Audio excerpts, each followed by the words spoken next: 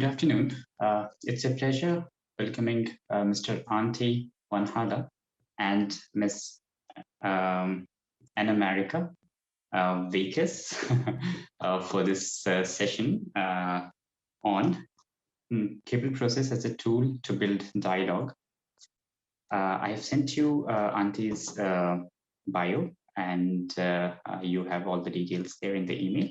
So without further ado, I'll just hand it over to our speakers, distinguished speakers today. And you're welcome, Antti and Annamarika, to conduct the session however you like to. Over to you. Yeah, thank you.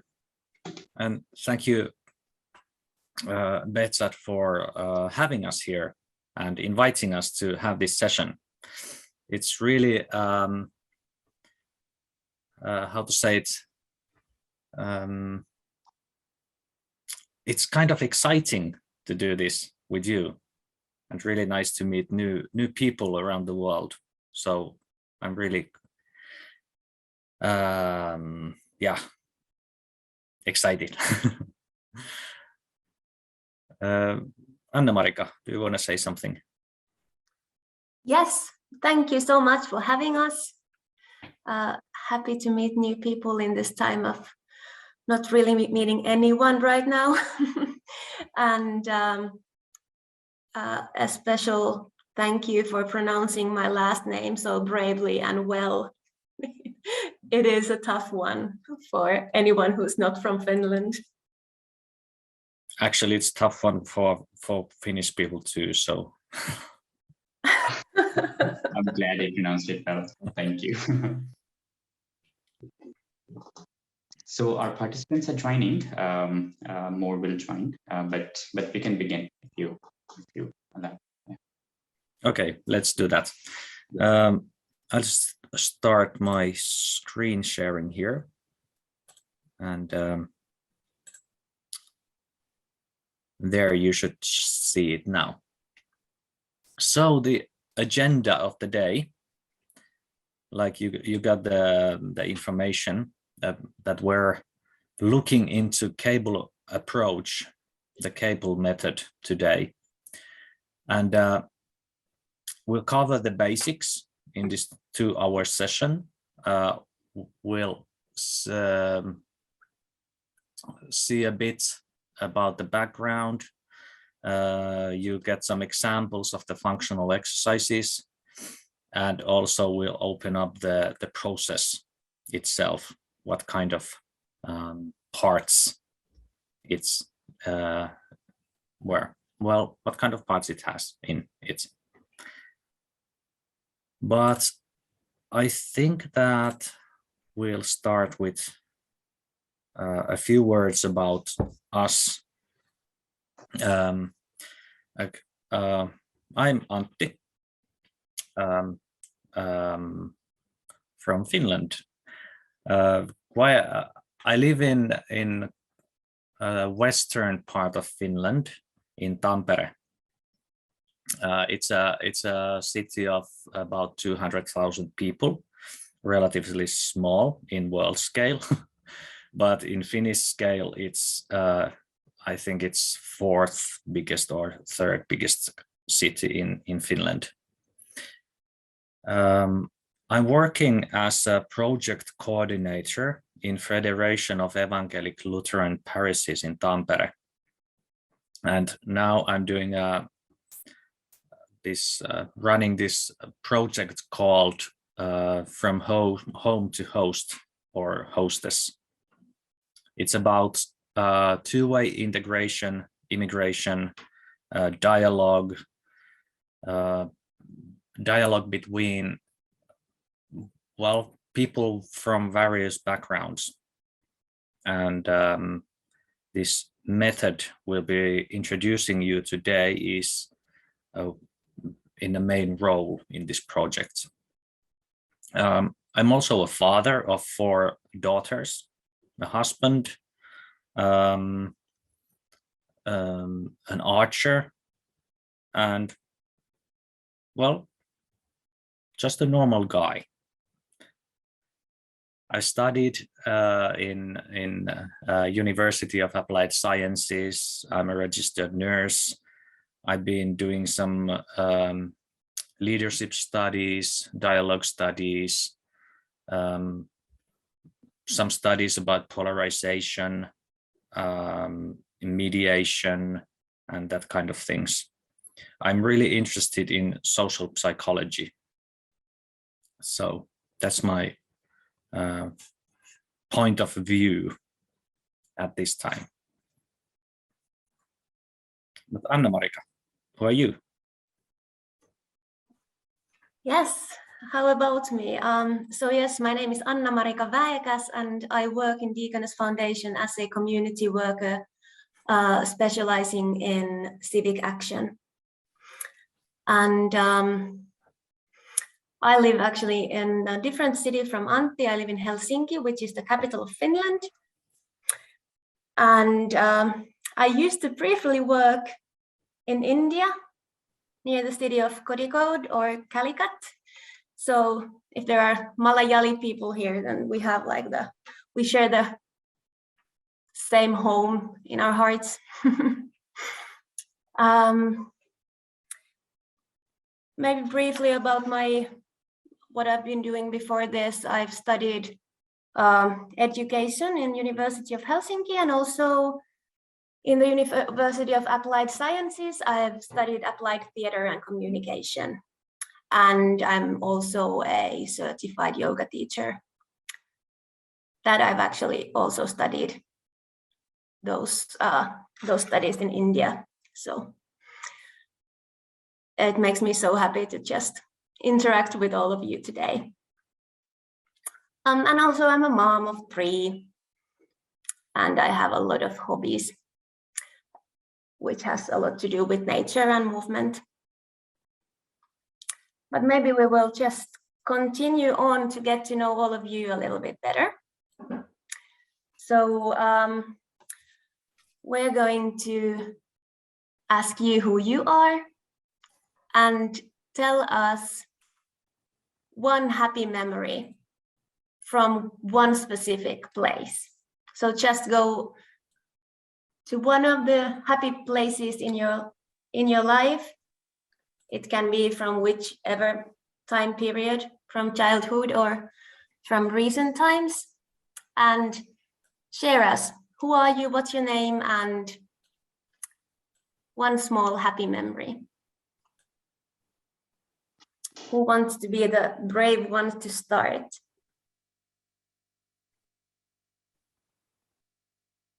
Maybe we can go alphabetically here. That would be easy. Yeah, Anirudh Mishra.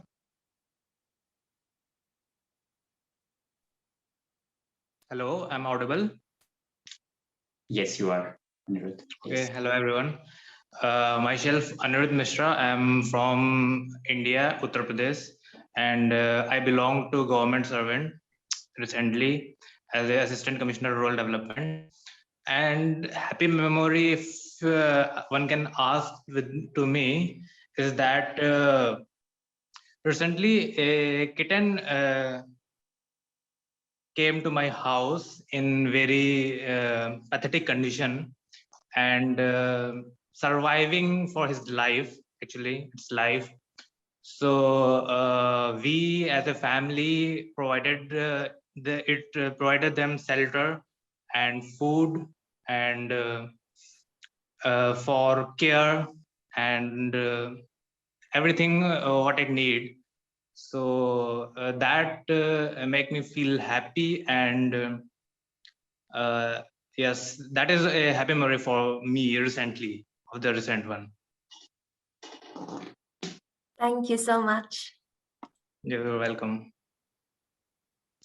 Next is Agha Syed Muntazir Mehdi. Agha, you have just joined.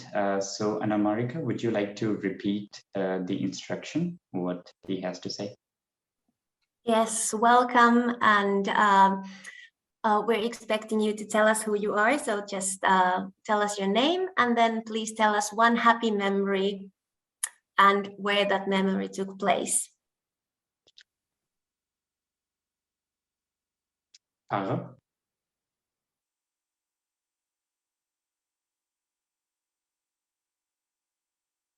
Aga, you are on mute.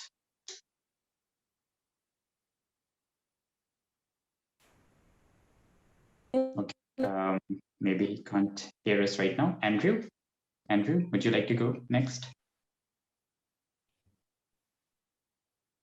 Good morning from this side. I am Andrew Utah Michelia from Nigeria. My happy moment is the day I got married. Thank you. Is it only me who can't hear him? Andrew? Okay. Yeah. Okay.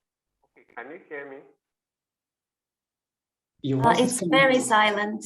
Yes. Hello.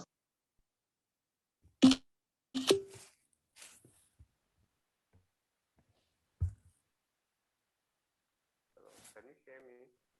Okay, in case you're facing some problems, Andrew, we can come to you later. Aga, would you like to go now? Yes, sir. Am I audible? Yes, you are. Myself, Aga Said Muntazam Mehdi. Ma'am, I'm practicing lawyer at Delhi High Court and High Court Srinagar. And the happiest moment in my life is when we in Srinagar, when we started QRT Quick Response Group to assist people in pandemic days. I think this is the day in my life, where I was able to reach out people to help them out in this pandemic, ma'am. Thank you, Aga. Next, Arokya, George. Hi, good afternoon to all. I am Arokya George. I am from India. I am a Catholic priest receiving my master's in philosophy at present.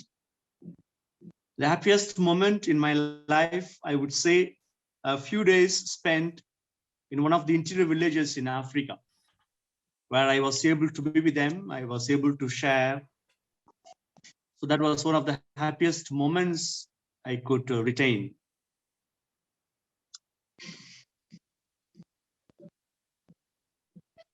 Okay. Thank you.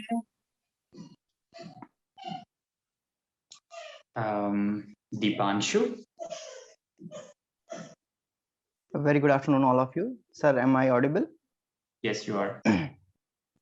Yeah. So as I told you, my name is Dipanshu Namdev, and I'm a political science graduate. I have done my political science honors from Delhi University, and currently I'm staying at my home from Uttar Pradesh.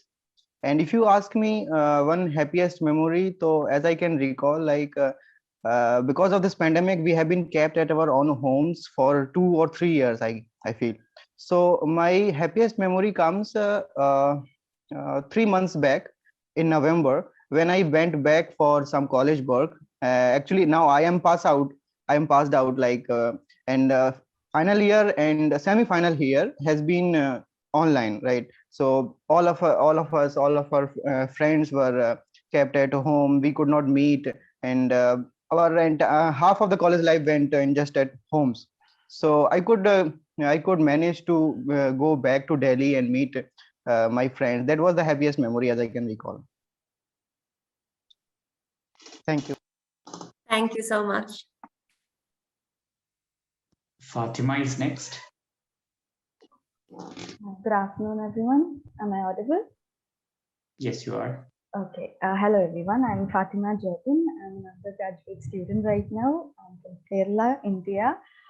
One of my happiest memories, let's say, when I was really young, my dad used to work the whole day. Everybody's parents do. But then when he used to come back home, he'd bring a small candy for me and my sister. I was really young back then, and like my parents didn't earn that much during that time. They were not that well off or rich. So every day when we used to come back, he'll bring a specific toffee for both of us. It used to be a Milky Bar chocolate, and it's one of the happiest places in my mind. Like when I'm really sad, I can just go back to that memory, and it makes me really, really happy. It's the effort as parents, what they used to do for us. It's something really special. And that's it. Thank you. Thank you so much. That's lovely. Next on my screen is Humayun Hashimi. A very good afternoon, sir. Am I audible? Yes, you are. I am Mohammed Humayun Hashimi from Kabul, Afghanistan, and I have got my master's degree recently from India. And my happiest memory is that one of the day when we got into the faculty house, we got the room there. So we wanted to introduce with our international friends from Ethiopia, India, Nepal, Bangladesh. So we held an occasion, and we invited them, and we wanted to cook lunch for them. So we cooked lunch. During the lunch, we noticed that the lunches remained raw. So we ordered food online, though it is not an happy occasion. So, but for us, for me, it was happiest memory.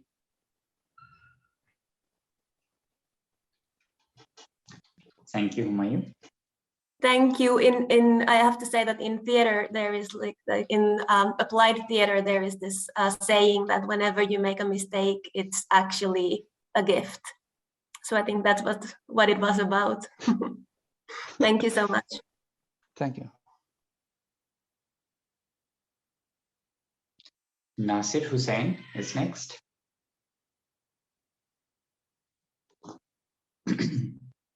Nasir.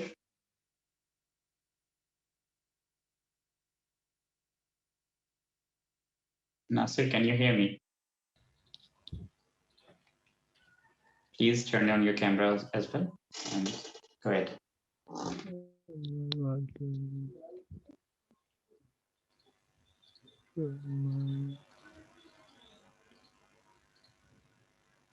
Nasir, your voice isn't coming.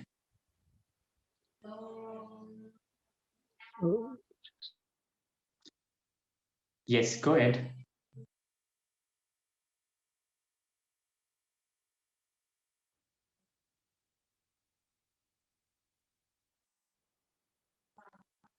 Okay, maybe we can come to Nasir later. Next is Pal Sethi.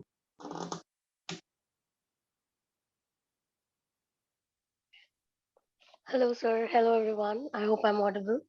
Yes, you are. My name is Pal Sethi, and my happiest memory would be, there are several actually, and one I remember is that when my grandfather was here in this world, and we used to go to the Gurudwara together, and on my way we used to get snacks for the children present on the road, and we used to distribute them and put smile on their faces. And that would be my happiest memory of all the time. Thank you. Thank you so much. Okay. Pushpika is next. Hello, everyone. Very good afternoon. My name is Pushpika, and I've just done my postgraduation from Development and Labor Studies from Jawaharlal Nehru University, New Delhi. And I have bunch of memories, I would say bundle of memories, and that really belongs to that place, which is JNU. So I was in campus for 2 years, and it was the best thing that has ever happened to me. I was very much connected to the nature at that time, observing nature, being, I have felt as if I'm in the lap of nature. So I was so much free. The kind of freedom I have felt there, the kind of security I have felt there, I've never felt that ever at any place. So that was, and I'm having friends. We used to have walks, long walks, and those were like amazing, one of the most beautiful memories of my life. Thank you so much. Thank you.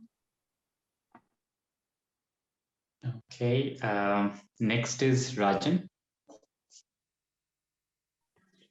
Yeah, thank you, sir. Am I audible? Yes, you are. Yeah, thank you so much for giving me this golden opportunity.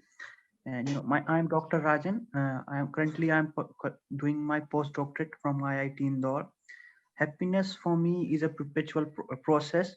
When I was doing my PhD, so I consider the whole, PhD timing as a happiest moment for me, right from the beginning to the end. And when I was writing my thesis, it was the peak of my happiness. I was deeply enrolled in my work, and I was, in the flow, the psychological flow, and that was what providing me the happiness. So this is the thing. And at the last, when I finished my PhD, on the last day of my viva, my supervisor told me a milk quotation that it is better to be Socrates dissatisfied than to be pig satisfied. And that quotation actually matched my thought on the day, which actually I was feeling the same thing which my supervisor told me. So that actually also provided me the biggest moment of the happiness. So this is the thing that was the happiest moment of my life. Thank you. And I think flow state in itself is like a place, isn't it? Though not a geographical place. Yeah. Thanks. Pragya is next. Hi, I am Pragya Narang, and I am a communications consultant by profession, and I work for Indo-Pakistan Peace as well. And it's really strange, funny because it's the past few days I've been thinking about, I've been a little sick, and I've been thinking about my happiest moments to keep myself, cheered up. And I think all of them without fail have been travel memories. And I think the one that I kind of really miss or think about a lot is this one trip with two of my other friends. We went to the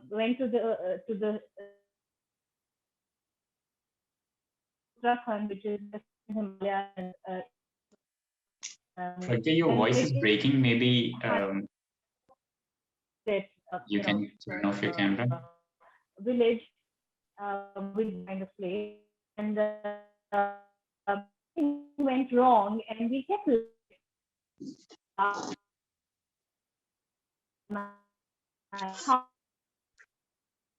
Pragya, your voice is breaking. I'm not able to understand you. Pragya, can you hear me? Even when things are going good. So I think that's something that I've been really. Okay, I think we lost her. There's some problem with the internet connection. It must have been a connection failure. Yes. Ravi Dubey.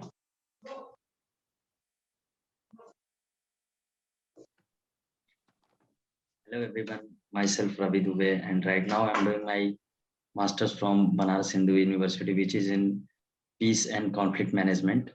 So my happiest moment had been a time when there was a horse at my house. My uncle used to have a horse, and he used to ride it. So a time came after some years that I was also able to ride it, because I always really admired the way they used to take into the field and have a. So slowly and gradually I learned it, and I'm really happy that. And it was the most important, one of the important part of the life, happiest moment. Thank you.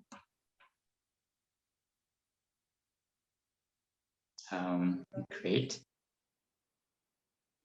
Next is Rokibul Kareem.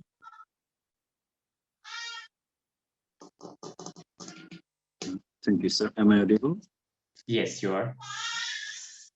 So to me, actually, we have lots of sweet memories. I'm not going to share, but what I feel like being happy is something different. But as a person, what I prefer to be happy, or I become happy actually when I see people around me who are actually happy.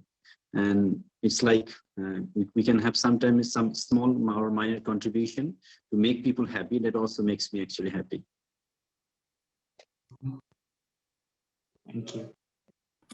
Thank you. Right. Next is Rosie. Thank you, sir, for giving me this opportunity.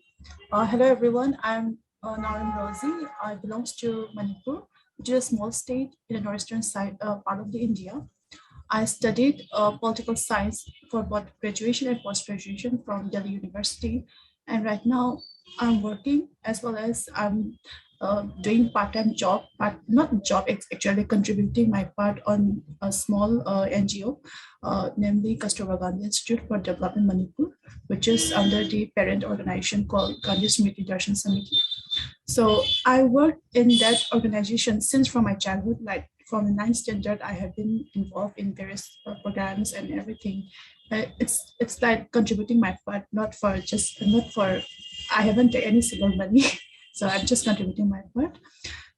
As for the sweet memories, I have lots of sweet memories, but particularly one I have to mention is that my grandmom, which right now she is no more, but when I always slept with my grandpa or with my grandmom. So like when we got to bed, my grandma always have to tell me some sweet stories, but she always fell asleep and I have to like wake up. What was that part? What was that part? After that, what happened? And she was like, yeah, and then she will be doing like this because she fell asleep.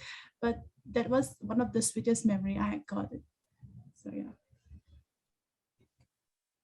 Thank you so much. Thank you, Rosie. Thank you. Thank you. Sabah.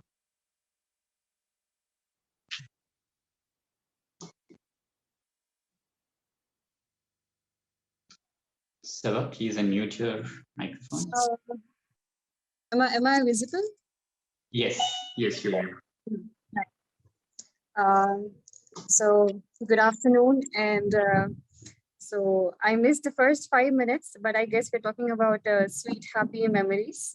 I think happiness depends on different things for different people, but if for me, when I talk about it, on top of my head, one of the happiest memories I have is when I was doing my undergraduation, and I was in my final years of undergraduation.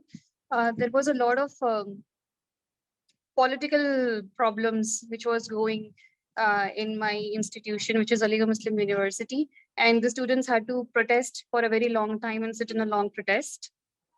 And then they needed some legal advice, and probably my contribution there was not even significant, but even that little bit of contribution which I could give, which I was studying for, and I was in my final years, and I could actually put it into use. So that feeling of giving back to my community, which gave so much to me, was like one of my happiest memories I could think of. Thank you.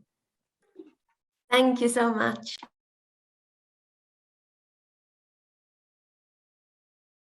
Thank you, Sabah. Sakshi is next. Good evening. Am I audible? My name is Sakshi. I am currently pursuing my post-graduation from Delhi University in political science. So when I talk about happy memories, there are a lot of happy memories for me, but not the happiest memory for me. So I love myself, and I love the environment when I am gardening or when I am in theater. I love it, the art of expression and observing. I thoroughly enjoy when I learn something from observing someone or something while they are speaking or something like that. But for me, if I've wished to add anything which is happiest moment for me, which has given me a lot of happiness, would be when I was in my graduation. Me and my friends, we were trying to convert the library books into audio books so that our friend who are visually disabled, they can learn and they can hear those books and they can utilize the library facilities. So that was one of my happiest moments. We did it. So I was very grateful for that. Thank you. Thank you, and good for you.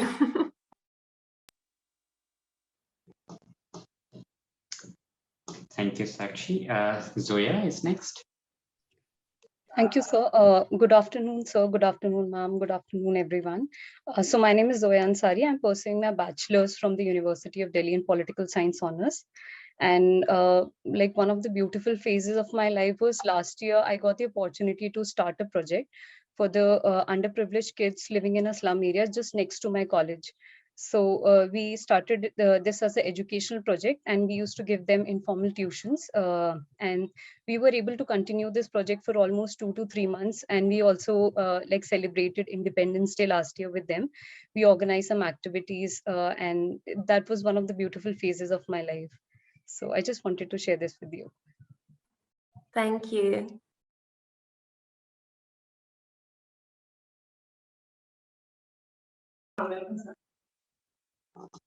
Thank you, Zoya. Okay, we have, so Catherine, I think, has just joined us. Catherine, would you like to go now?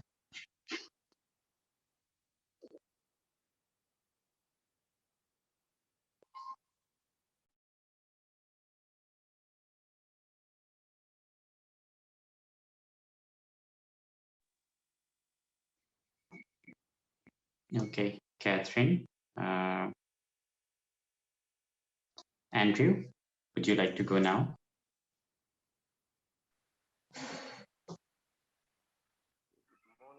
Audible? Yes, Andrew. Please go ahead. Okay. Good morning from this side. I am Andrew Oyuta Michelia. I am based in Nigeria. I work with Hope Interactive, a peace building organization, as the programs manager. I think one of my happy moments, family-wise, is the day I got married. Work-wise, my happy moment was when my organization was nominated for the Livia Peace Award, and we won the award. So that was one of the moments, because I contributed greatly.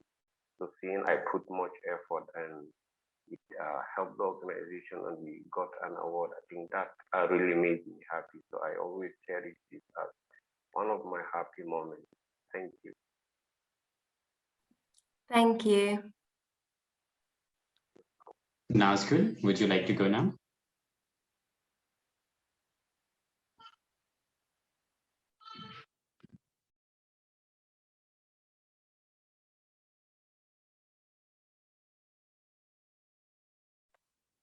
Nazgul, can you hear me?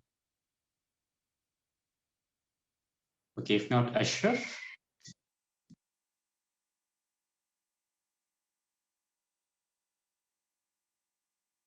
Ashraf.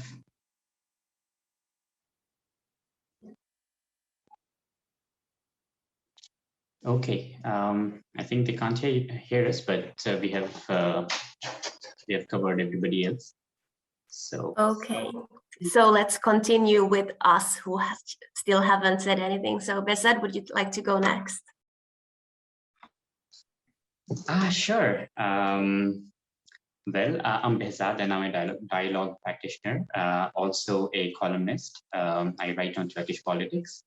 My happiest memory, the only thing that, there are of course a lot of things that comes to my mind, but the most striking one is the birth of my daughter, just 9 months old.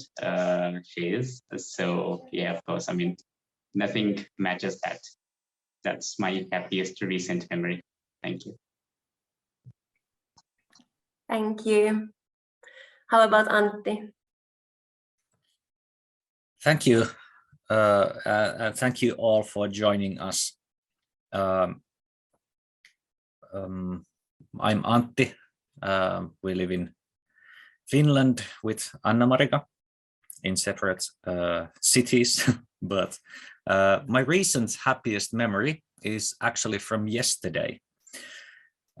We started a couple of weeks ago this a class where you can study Finnish through music, And yesterday, there's like 30 students in that class. And yesterday, people were sending their song, they're singing in our WhatsApp group. And I was astonished by the skills about the students. So it was really a happy moment for me to enjoy that singing and all the good mood they have going on with the class. So awesome. How about you, Annamarika? Yes, well, hello everyone who I haven't had the chance to introduce myself to. So my name is Annamarika Väekäs, and I live in Finland, in Helsinki. And wow, I didn't come up with a memory like from before, so I have to improvise which one to choose. I might have to choose like a quite recent one from a year ago when I finally got my own dog, which I've been dreaming of since I was a child. And it's not easy every day because he's kind of a rascal, but it's so sweet to have someone to really love you so much in a very different way than human children do. Yeah, so that's it. And it happened here in Finland, but Finland is we have a lot of land and not too many people. So when we went to pick him up, we had to drive like 8 hours to get to the dog, to the place where it was born. So it was an adventure of its own. Shall we continue, Antti? Yeah, let's do that. So for you guys who came recently, our agenda today is to get a hold of the cable approach, some basics, and that's what we've been doing here actually already.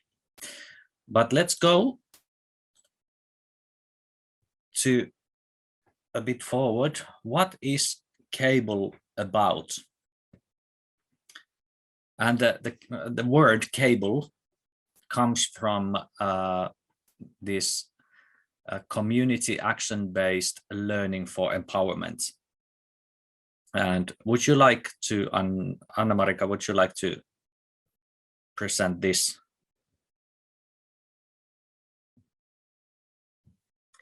Sure, yeah. So it is a process for achieving positive change, as it says here, which is also what we just did by going through the happy memories and just connecting to each other in a level that's just really human. And we start with something like that. There are different ways to start the thing, but this is one way.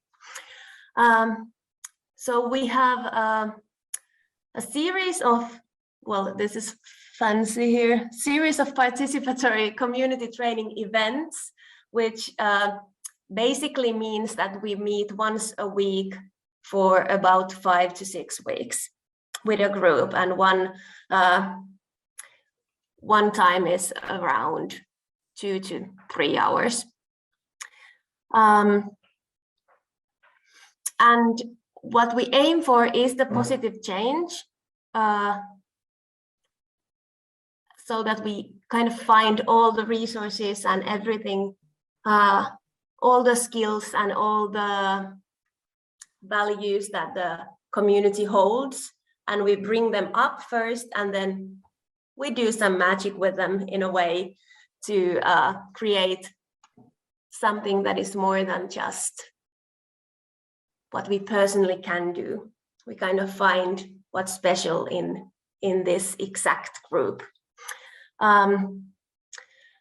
So we identify challenges in the physical environment and in the community, and then we go for solutions. So it's always like this positive spin in everything we do. So here's some definitions. It's community-based action for change, individual members of the community participating according to their capacity. And this is also a really important thing because cable is for everybody. So you don't have to be like an academic, or you don't have to have like some really special skill set to take part in this, but everybody has their own level of participation and their own level of using their skills. The participants and the coaches are all learners, which is really important. We don't use like titles, and we invite people from not just from the communities, but also people who work in those communities to take part in the cable coaching groups, so that we can kind of meet at the same level without this power struggle or identifying just as professionals, but as the people that we are. Yes, not for, but with the people. I think that's the most important thing here. Yeah, that's one of the many good thoughts that Paulo Freire has given us in history. And like Saba said in the introduction part, it's all about these little bits of contribution. It's everyone has something to bring to the group, and that something is always as valuable as everybody else's contribution. And that's the magic of the cable process. But about the theory behind the cable, it's not a new method.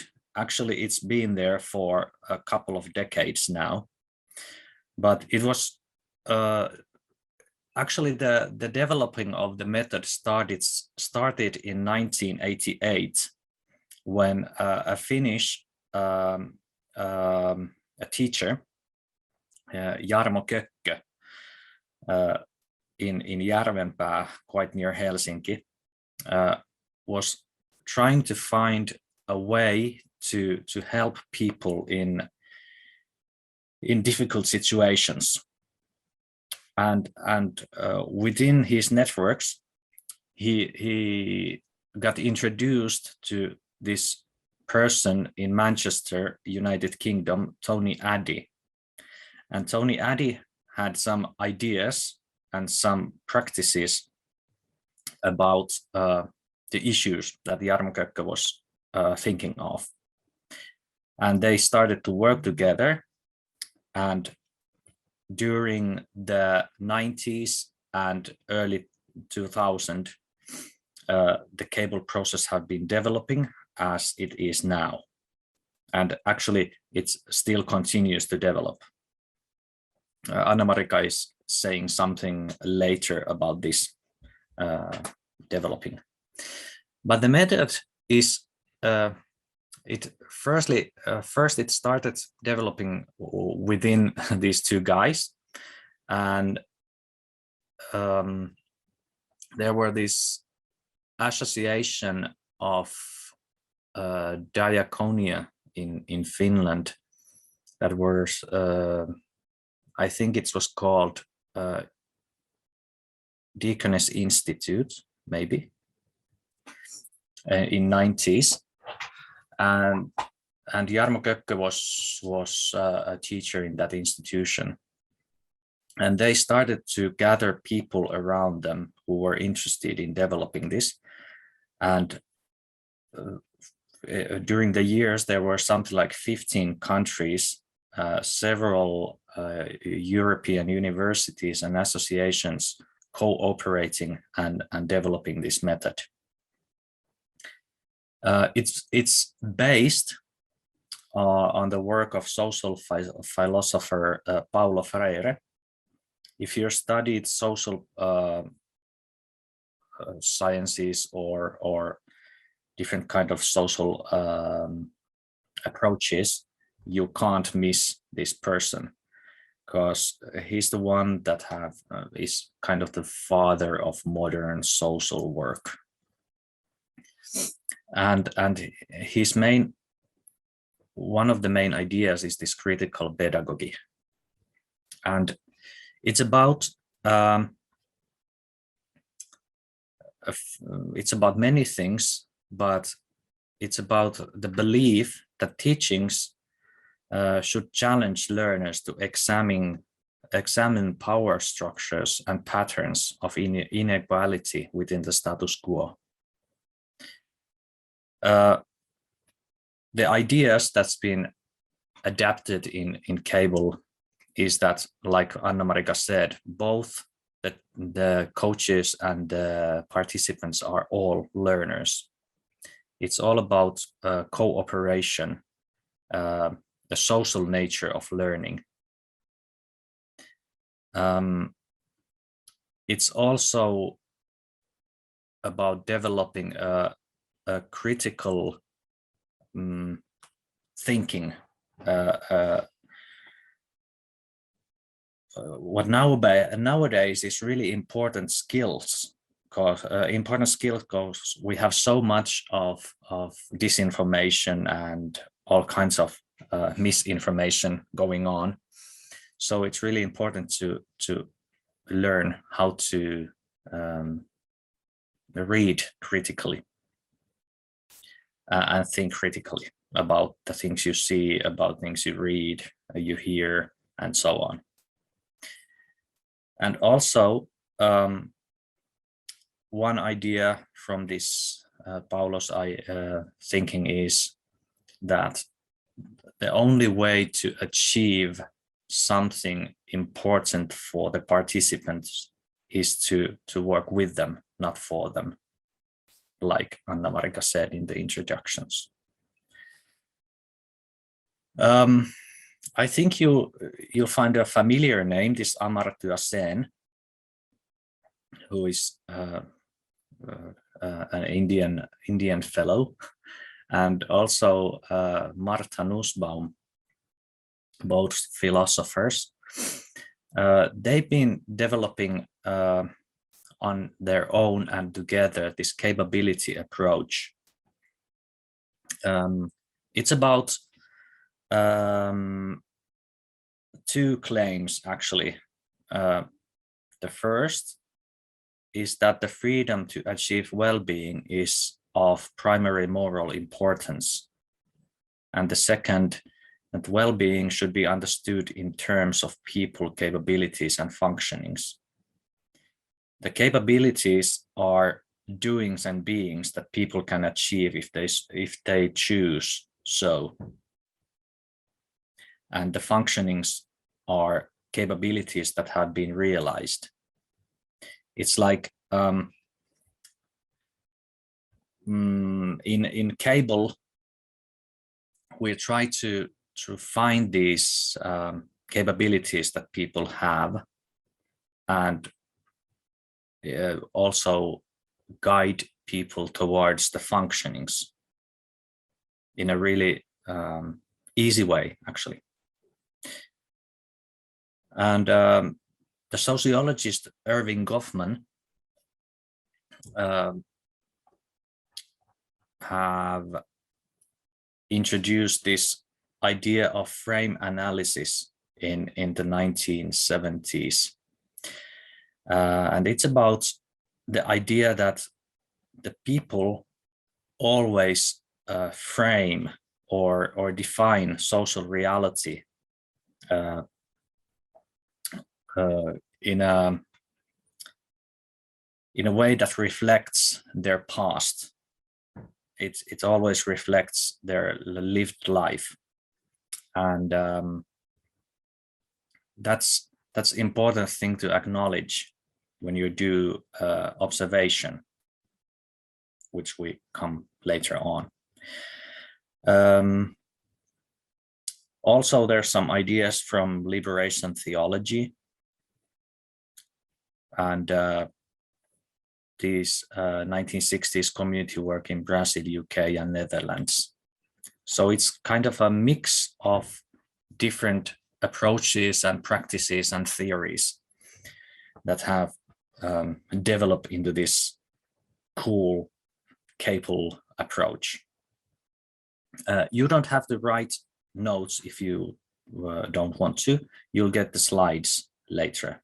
I forgot to tell that earlier, but it's always good to make notes. The recent studies have shown that if you write by hand, it's much more efficient than other things. So use your pen and paper.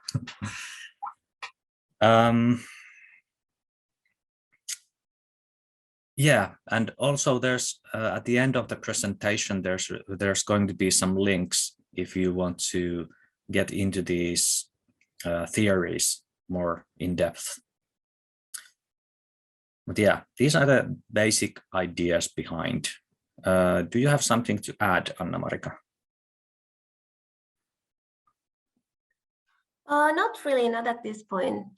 I think you did well. Okay, thank you. It's a bit difficult to do it in English because I've never done it in English before, but hope you get the idea. So it's been developing since 90s, and in 21st century, the cables has been used in several occasions worldwide. There's been some projects in Africa, in Asia, in Europe, several countries, in community work, social services, people with substance abuse, different kind of groups.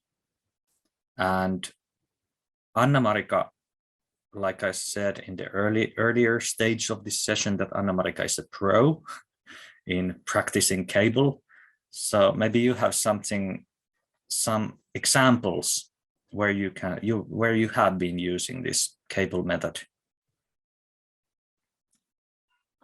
Yeah, sure. So in Deaconess Foundation, where I come from, we have been using cable in, well, many ways in the community work, really bringing people together from different backgrounds, because I work in parts of the city of Helsinki where there is quite a lot of like polarization and things, so that people really live like inside their own bubbles of their own groups, and we're trying to use cable to open up those groups and just create some understanding and new kind of communities where everybody could be able to live side by side and just have some like positive actions in their lives, regardless of if they are able to work or stay sober, for example. We have been developing this cable for different uses during the past few years. In Deaconess Foundation, it all started in 2005, and the world looks really different now. I mean, Finland is very different than it was 20 years ago, due to the development of our society, but also because of growing amount of immigrants and refugees. So not every feature that was done in 2005 and those early years don't really serve every community today. But I do believe the basics definitely do, and there is so much room to specify this cable for different kinds of groups. For example, this immigrant and refugee specific cable coaching has been done and developed. We are now developing a special cable for employment services. so that people could find their strengths and kind of a new way of looking at their life and their career paths, and also with students in different universities of applied sciences. Yeah, that's some part of it. Do you have any questions at this point? You can use chat or just ask directly. Yeah.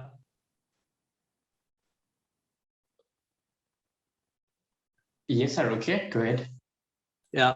Can you give us a particular incident where you have used this cable method?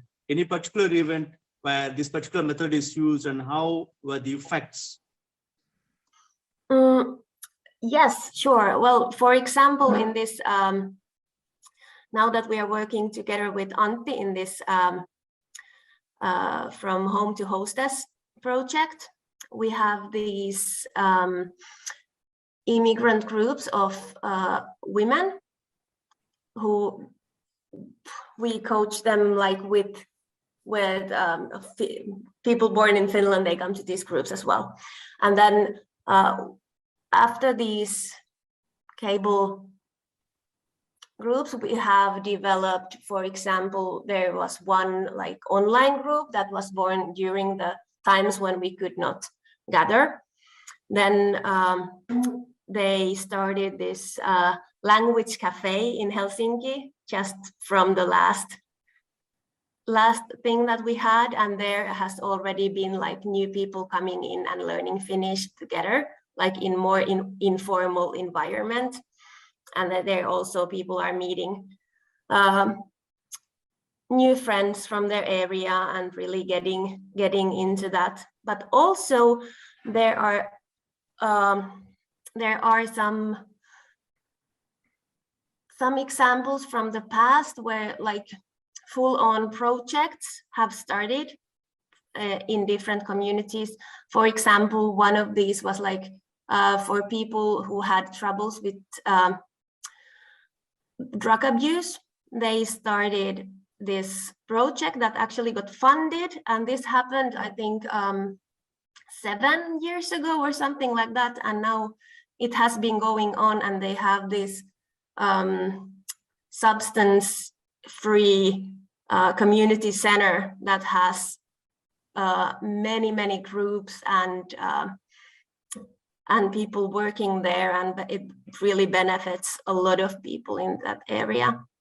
So that's a couple of examples of what came out of it. We've also done like events and small festivals and very different outcomes. And I think there's a question. Pragya has a question, perhaps. Pragya? Yeah. So one, I wanted to ask that you mentioned that the aim is positive change. So what kind of change are we looking at here? Do we have something specific?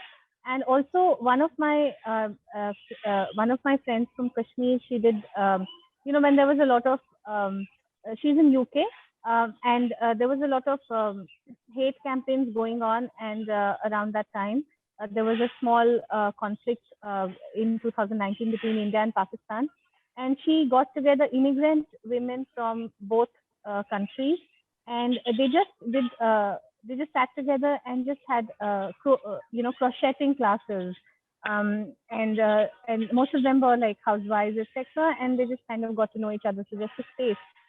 Would something like that be considered the cable approach, or is that not exactly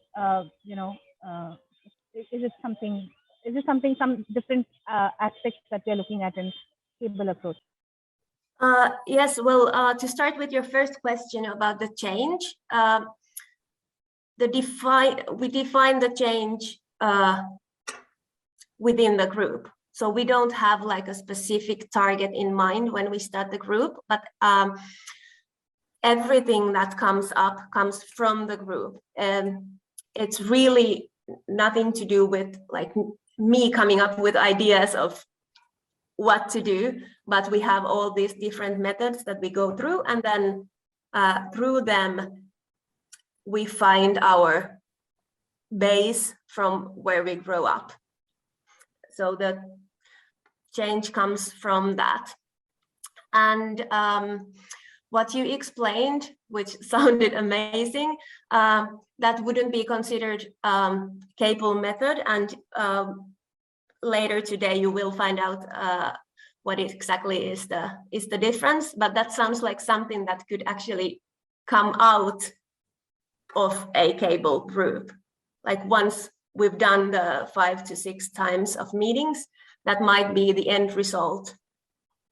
That let's start crocheting classes. That might be one end result there. Yeah. There's also a question in chat, and about the methods. We'll be coming to them later on today. And about the question how to make completely polarized, diverse, or people with different backgrounds to learn and work on projects together.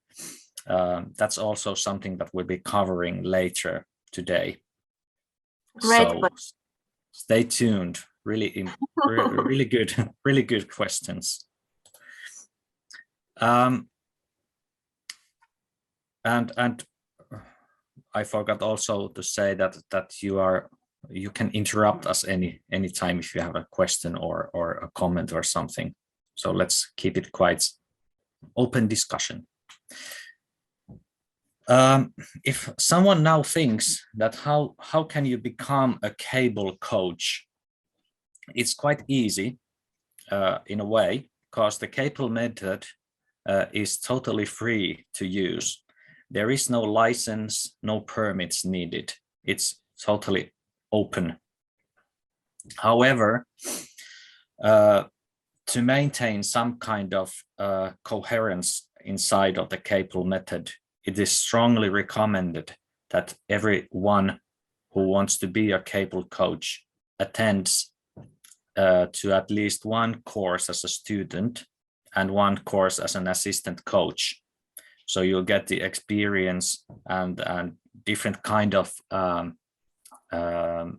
views to how to approach this group and how to work with different kinds of groups. Because like Annamarika said, every group is different, because we don't know where the process ends. We don't know where it takes us. As a coaches, we're just there to support, and we are like a platform for things to grow, but we never know where it ends. Sometimes it's something really big, and sometimes it's something small, but it's always as important. So I think that now we've been here for an hour. We'll take a let's have a 10-minute or 6-minute break. So we'll continue. Annamarika, is that too small? You need more time. I'm fine.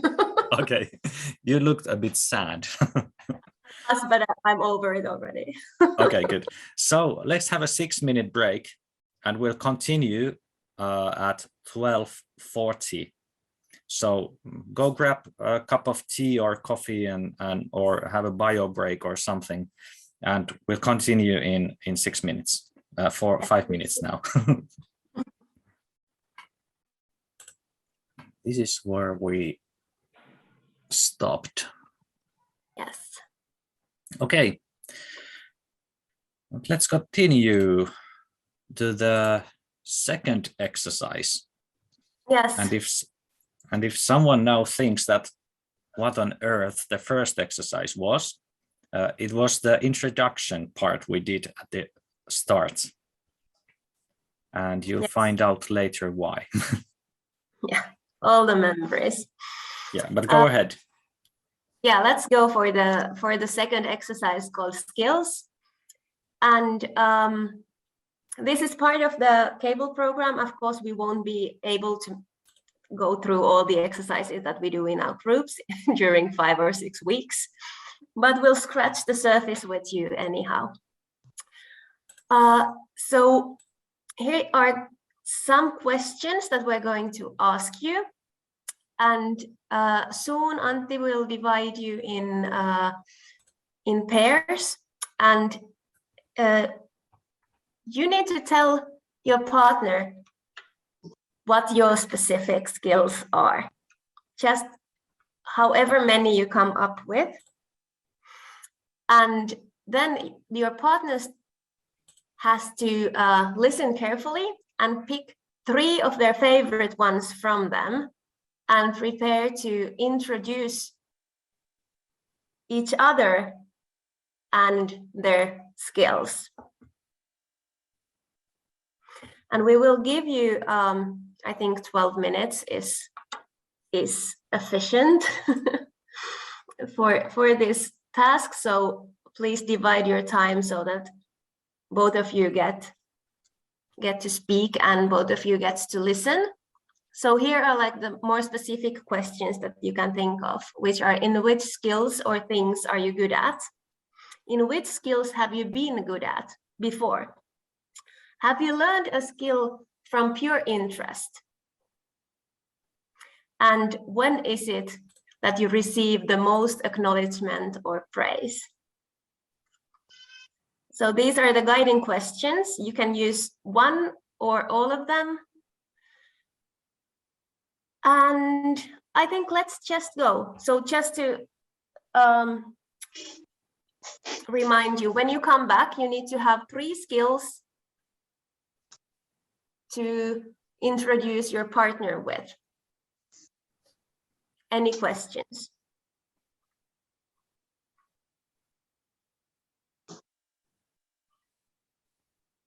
Has everybody understood the instruction? Yes. Okay. All right. Good. I have a question.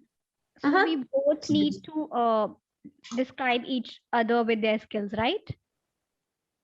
Yes. Yeah. So at first, you just tell your partner which are your skills, and then your partner makes notes and picks their favorite. And then you do it the other way around. And then when you come back, you tell about your partner with 3 of your favorite skills from them. You can be really concrete with these skills. It doesn't have to be anything rocket science. Yeah, the first 2 questions are similar to me. Can you please distinguish? Is there any difference between these 2 questions? First 2 questions. Well, let me say I used to be a really good ballet dancer, but I can't even put the shoe on anymore. So there are skills that remain and there are skills that are in the past. Yeah. And the skills can be really like concrete, like I'm good at driving a car, I'm good at mowing the lawn, and like these kind of things. Good at singing, language, whatever. So really like concrete.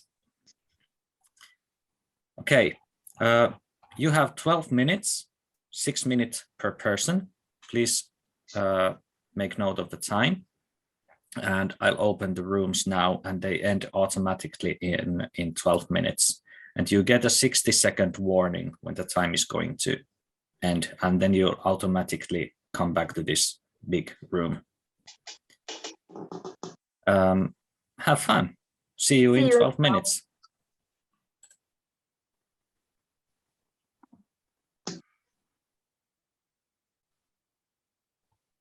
Two of our participants are still here, Antti. I can't. Yeah, I'm just looking at what's happening here. Did you get the message, Ashraf and Akansha? Akansha and Ashraf, can you hear us?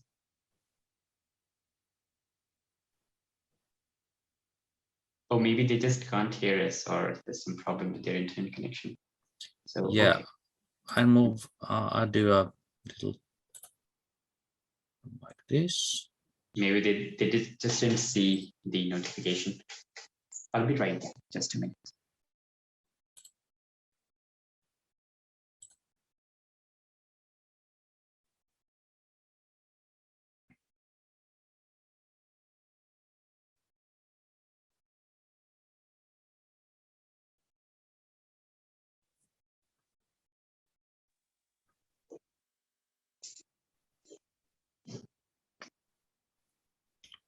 Akansha and Ashraf are now in the same room, but Okay. not joined. So Okay. everyone has a pair now in the breakout rooms. Right. Great. Mm-hmm. And yeah, there's always something when you're on internet. That's true. That's true. It's an adventure. Yeah, it is. I just learned this a new word. It's called how it translates. What is it? Digital patience that is needed during these times. That's true. Yeah. Yeah. Well, especially when you are in, still developing countries. In the developed world, of course, the internet connections are better. But in countries like India, if not in all cities, but in the countryside, you do have internet connection problems.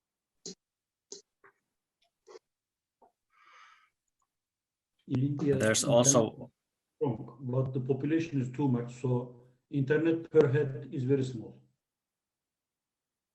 Mm-hmm. Yeah, but internet is the cheapest. I mean, it's one of the cheapest countries for internet in India. In US, it costs, I don't know, 1 GB. I saw a statistic recently. 1 GB or 10 GB costs $8, but in India, it costs 0.5 cents, $0.5. So, wow. Yeah, it's very, India is one of the cheapest countries in terms of internet connection. Yeah. Hey, that's really cheap. It is, yes. Yeah, like in Finland, we pay about 20 euros per month for the internet connection, from 15 to 20. In US dollars, it's like how much? I don't actually know. I mean, I just calculated. So you pay according to, I mean, in Indian currency, you pay 1,700 rupees, and I pay 700 rupees, the same per month for the connection that I have. It's different. There's a slight difference, yeah. But in Helsinki, there is free internet most everywhere. Okay, yeah. If you're a student and you're living in in student housing, then you will have free internet. So that's a really nice thing. It's a new thing that's now really good for the students who are locked inside their rooms. Yes. Yeah, it's true. So, Annamarika, what were you doing in Kerala? You were working on a project? Yes, I was actually, it was in this girls' home called Sukritam Girls' Home, run by this Mahadev Prasad.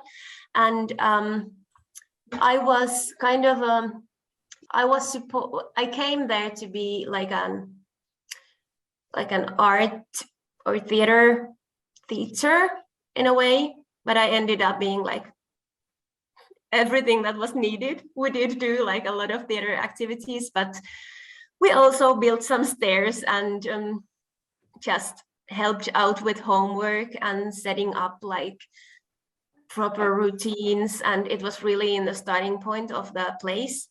So there was a lot of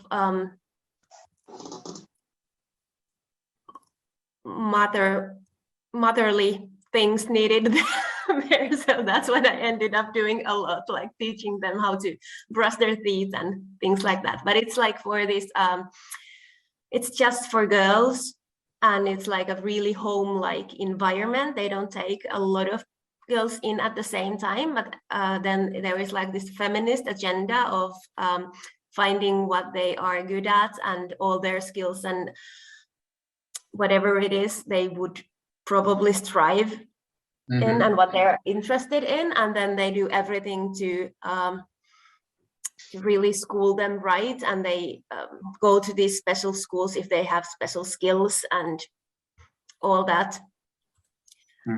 So it's really like a nice. It's an amazing place, yeah, and in the middle of the jungle, so it was also like a just being there in the nature and and then the nearest city is so small, and it was like, yeah, but size-wise it was quite small, but it had the same amount of people than in Helsinki, so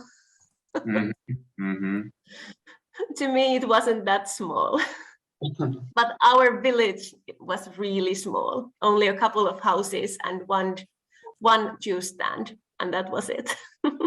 So it was a big retreat center, sort of place where you live. It was a big center, it has gardens and all. I mean, yeah, it started, they had just started to build on the land, and now they are actually like doing gardening, and they have their own cows, and they do everything organically in there. And the girls are also being taught how to garden and how to farm.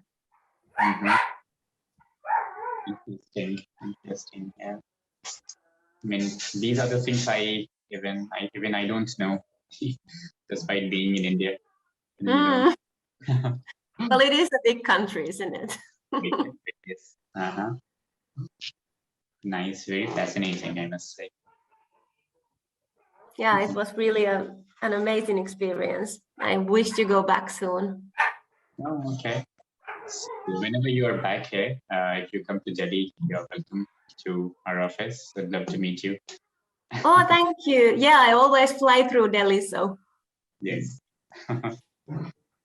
Right. And Antti, you too. You have never been here, right? Yeah, never been there, and would like to be there sometime. So thank you for the invitation. Yeah, my pleasure.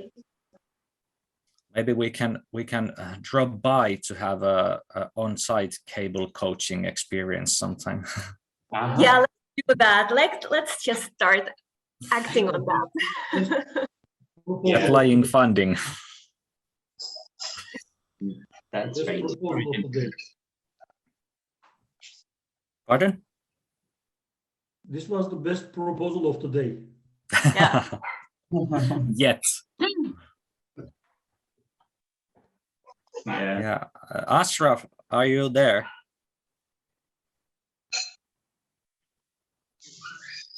I think you visited the room number 4, but now you're back here.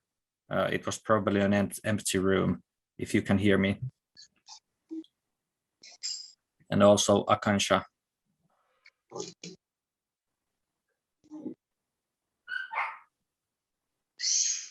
There's like 90 seconds left in the breakout rooms. Okay. I probably need some help to pick up the skills in when the rooms come back, when the rooms closes. Good. Betsat also, have you used the Jamboard before? Jamboard? Jamboard. If I send you a link. Okay. Just a minute. I'll send you a link to Jamboard. Sure. Because we use the Jamboard to write down the skills that the participants tells. Okay. They are like post-it notes that you use there. Yeah. Right. If you open the link on the sent it already. No. On the left side of the screen, you'll see the notes. in the middle of the bar there. Have you sent it already, Antti? Yeah, in chat. I've sent it in chat. Okay. Can you please send it to me? Yeah, you only send it to me, Antti. Yeah, I also sent it to you. Now I send it to the Betsat PC also. Yeah. Multiple personalities. Okay. Request access, it says. Right. Okay, I've requested access. Oh yeah, because we're in, yeah, Antti, this is difficult because we're all in different organizations, so we don't have the access just by proxy. So maybe we can't actually, because now it says we will get like an email. Okay, this is, where do I find it? Now you should be able to open it now. Okay, let me try.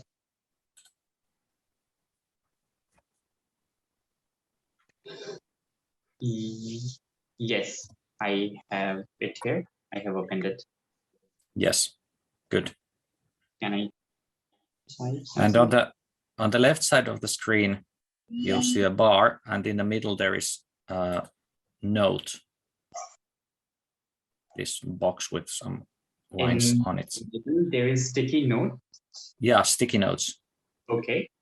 And do I take? Yeah. If you press that, then you can write something there. Okay. And when you press save, it goes to the board. Okay. Okay. Sure. And yeah. Okay, I hope everyone's back in the big room. Hope you enjoyed your time. Hope it wasn't too difficult. It was a exercise of active listening, and it's not so easy always to listen actively, but soon we'll see. And I'll just stop the sharing here to see you all guys, to see you guys here. Sorry about my mumbling. I'm always thinking aloud. Okay, but the first room, there were Aga and someone who's named iPhone here. So would you like to be first to introduce each other?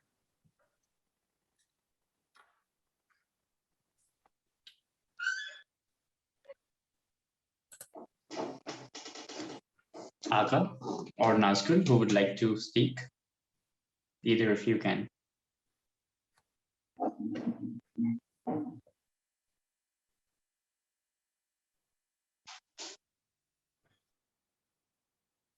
Yes, Aga, go ahead. I shared this learning room. I forgot to call her, know her name. She had written name as iPhone. I don't know her real name. Nazgul. Okay, Nazgul. I shared the room with Nazgul, and she told me about her skill at first. At present, she is good at creative. And by being good at creative, she is able to connect the people, doing networking among the people to bring the people together. And before this skill she used, she was good at adventurous skills, being paragliding or cycling. And she told me that people acknowledge her sense of dressing, sense of attire.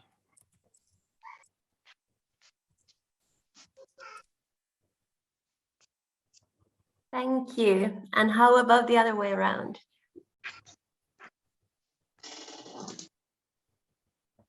Nazgul, you are on mute. Please unmute your microphone. Oh, apologies.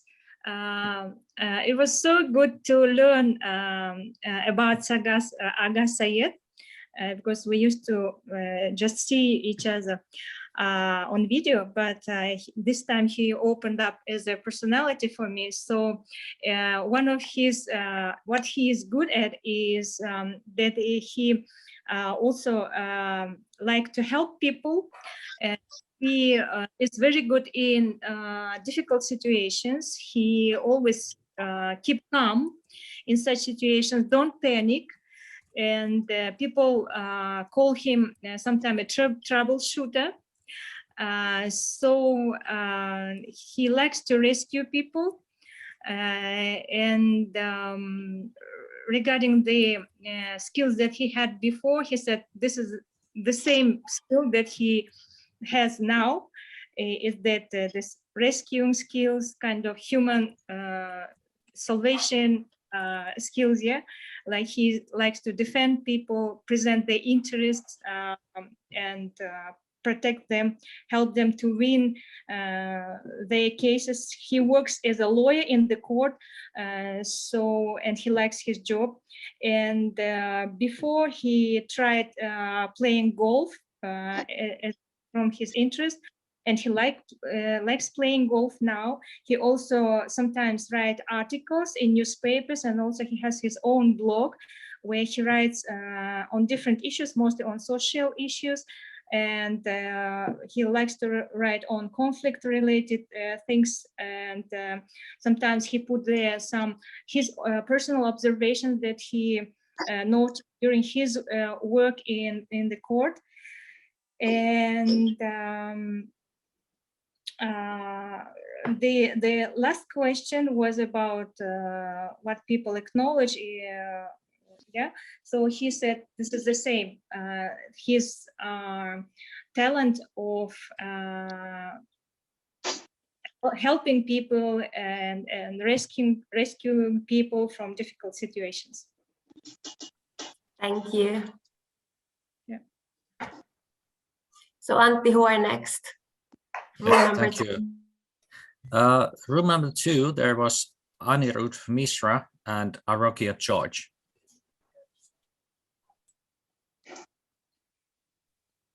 Okay. I shared a room with Arokia George, and first of all, I would like to say this is a very interesting task.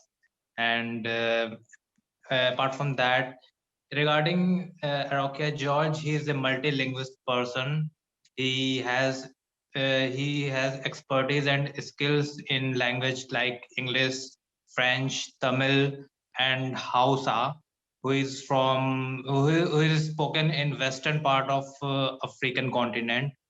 He has lived there and worked there. He is good at sports. He is good at relationship. He is good at stage drama, and he's also a writer. He has appreciated for language learning in graduation, during his graduation days. And of course, language is his forte, and he has learned it with interest. He is also actively engaged in basketball these days. He used to play, he is considering his interest right now. And he's living in Madurai. And yes, that is it for Arokia George. Thanks to the organizer. It was really a beautiful moment of enriching each other and encountering each other. I also thank Anirudh Mishra for letting myself to know about him. Anirudh Mishra is from Uttar Pradesh, and currently he is working in the public sector in developments in his state. And he also had his postgraduate in JNU Delhi. And his interests are video games, chess, writing poems. And he was very much appreciated during his graduation time for his video games and chess.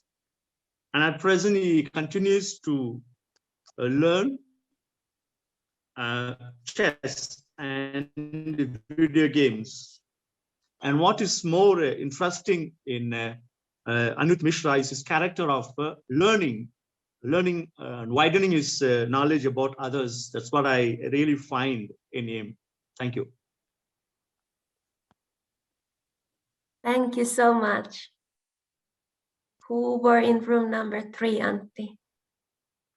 Room number 3, we had, I'm sorry about my pronunciation, Deepanshu Namdev and Fatima Yebin. Yes, sir. First of all, thank you so much for this interesting exercise. I enjoyed a lot. I shared my room with Fatima Zebin.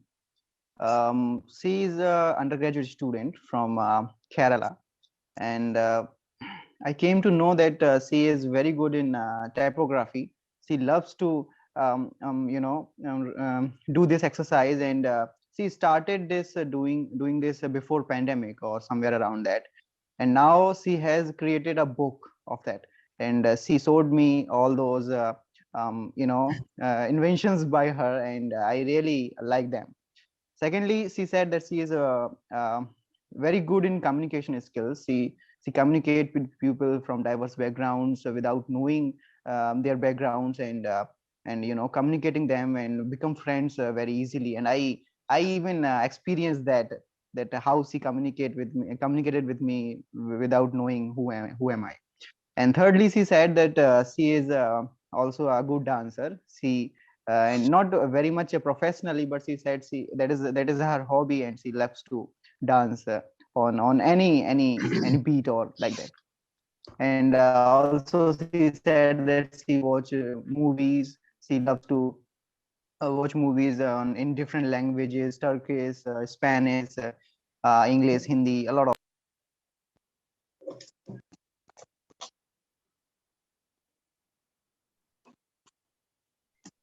Hello, can you hear me? Am I audible? Yes.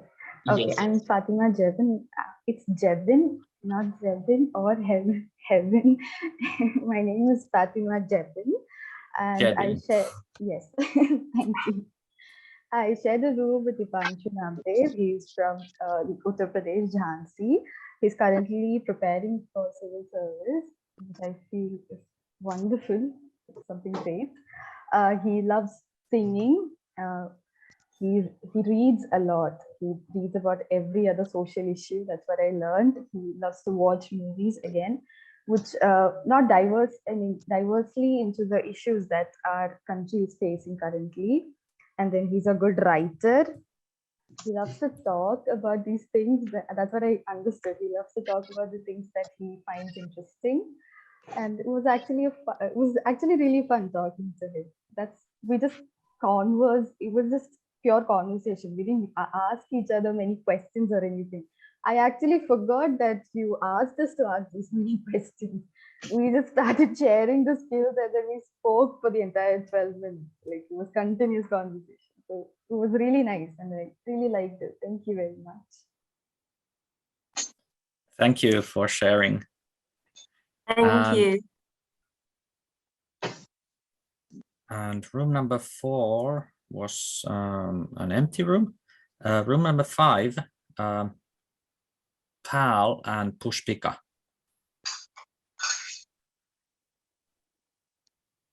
Paul, would you like to go first, or should I go? Okay, you start. Okay. First of all, thank you so much, sir and ma'am, for having this activity. And I have done this activity, I guess, exactly 2 years back when I was having one skill class in my college, and we used to interact with our co-friends, classmates this way, and it was very. And I felt right now, after having this activity, that this was something which was very much required in this. Needed. So we were, I think, and all of us wanted, to interact with each other, but we were not able to as such. We used to interact more about our class and stuff. So thank you so much. And I thoroughly enjoyed those 12 minutes. We didn't get a hold of time. We were just talking and talking. So yeah, come to the assignment, given assignment. Pal, She's a wonderful person, wonderful human being, and as per her skills, she has said a lot about her. And one thing which we found a lot of things common between us, so that was more wonderful to interact. So she is a good singer, and she is a craftsperson. I have seen few of her work. It was there on the wall just behind her, so I was able to see that. And he also used to do some small business on the basis of that craft, which is really wonderful to know. And since she's a craft person, which simply implies that she's an artist. And if she's an artist, then she's definitely innovative and creative. And also, since she's very much fond of reading and studying psychology, she's into psychology as a pursuit of her academics. So she's also an empathetic person and a very good listener. So these were the three qualities which I have found in her. Although she has mentioned a lot of things, she is good at calligraphy, she's fond of calligraphy, and she is a dancer as well. So yeah, and she is very much interested in this course. So yeah, that's the introduction of the PAL. Thank you. Thank you so much, Pushpika. And first of all, I would like to express my gratitude to the organizers, not because obviously this exercise is very much interesting, but when we are given such exercises, we tend to reflect on our own skills, and we tend to appreciate our own self in a way when we talk about our own skills, and when we tell other people that okay, we are good at something, so we tend to acknowledge our own talents, I would say. And it was amazing talking to Pushpika, and she has a heart of an artist, and she is very good at understanding people. She has leadership qualities, and as she also mentioned that we found so many things common between us. So I I was able to vibe with her, and we were able to communicate a lot, and we are looking forward to meet each other in person, and talking more about our interest. And she is interested in getting new ideas to change the society and environment. So I would love to discuss that with her as well. And she has a great communicating skills. And one thing she get to hear a lot is that she's a kind person, kind soul, and she has a friendly nature and very caring person. So yeah, thank you so much. Thank you. Thank you. And then we had the room number 6, Rajan and Ravi. Yeah, I hope I'm audible. So actually, Ravi Yes. shared some of his didn't share the exact the same idea. So I can interpret what would be his skill. So he's honest by his personality. So I think it is one sort of skill in Aristotelian sense, that virtues are all about skill that we learn. So honesty is one of the skill which I can learn from him. Second thing, it is okay to be it is okay to accept the activities, acts, or hobbies of others. So as he earlier expressed that he liked riding horse or playing cricket, etc., kind of thing. Sometimes we conflict even on the hobbies of each other. So it is okay to accept the hobbies of each other. I also learned that skill. And third one is that how to be more pluralistic in our attitude. Sometimes we have an interest in ethics, someone has interest in political science, another has in social sciences, another has in science. So I think I can also interpret his skill in that sense, that it is okay to accept that discipline of others, so that we can learn a lot, and we can make a pluralistic culture where we can express and share things which are very much essential for healthy dialogues. So these are 3 things which I learned from him. Thank you.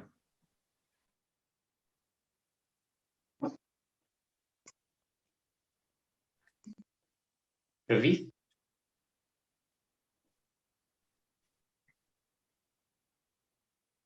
Hello, sir. It has been really a great session for me to interact with many of the friends we are having right now in the group. So it was really a pleasure time for talking with, it was good time talking with Rajan, as we talked on many sections, many areas around, such as he told about his PhD, how he was able to achieve that milestone thing in some years. So he was happy for that. And apart from that, he also told me about that he has been into helping for the others always at the right moment of time. He knew that yes, we need to help it. We need to do it for the people who are in need. So that's a really good part from Rajan I heard about, and we also talked about on the politics, the local grassroots politics, which is going right now in our in our particular state. So it was really a good, and thanks for the session which we are having today. Thank you. Yes, thank you for sharing. And then we have 3 rooms left. We have Roji and Saba, room number 7. Shaba, would you like to go first or me? Okay. You can go first, yes. Okay, so I was with Saba, and she's an amazing person. The way she feels me comfortable, it's on another level, and it indicates that she is an extremely comfortable person, that whenever she is having with someone, the other person will amazingly feel comfortable with her. So she's a very friendly and a very comfortable person. And also she's a lawyer, so she's very good at speaking and presenting, of course. And apart from that, she is a freelancer, like in writings. She has a very good writing skills, and she presents articles on legal journalists. And also she is a karate player, and she has 4 belts. So that's a plus point for her. And she's a very good listener also, and she is a very, a very approachable person to whomsoever reach out to her will be like, she will be having a solution for that. So she's an amazingly extremely talented and a well-versed person. And she also worked as an assistant professor. When I asked about her, the most prized position or the most acknowledgement work where people acknowledge her or praise her, so obviously she was saying that because of her speaking skills, and I don't have any doubt on that, because she speaks very well. So yeah, these are the amazing, some very good personalities of her. Because we don't have enough time, so I was not, having so much of time to interact with her. But of course, I know that she must be having a lot more than that. Thank you. Thank you. So Roji, like, to be honest, first of all, it really feels good to hear someone else speak good about your skills and talents. So that is there. But yeah. So Rosie is from Manipur, and she works as an analyst. And as she puts it, she works as an analyst for money. So I think we can all relate to that aspect of her life. Not everybody is blessed enough to, put their hobbies into their professions and convert it into professions. So she's also part of an NGO. She contributes to it. She works for it time to time. And coincidentally, she's also a very friendly person, and we had literally no issues starting off on a very friendly term note without any awkwardness whatsoever. So we our vibe matched right there. And well, as for her skills, she's good at presenting things, and she's good at cooking. She said she loves cooking and she loves to eat, but yeah, the eating part, I think a lot of us can relate to. So that's there. And a skill which, she used to have is she used to participate in quizzes and everything when she was during her, graduation time and schooling time. But I think she used to have that skill because she does not get the opportunity to participate in skills and quizzes anymore. So it falls on that you cannot do it anymore aspect, more like you don't have the opportunity to do it anymore aspect. And well, she loves cooking. Cooking is something she opted to learn purely out of interest. And there is something else which I found a very warm thing about her is that, she loves to connect with elderly people. She, likes to sit with them, listen to stories.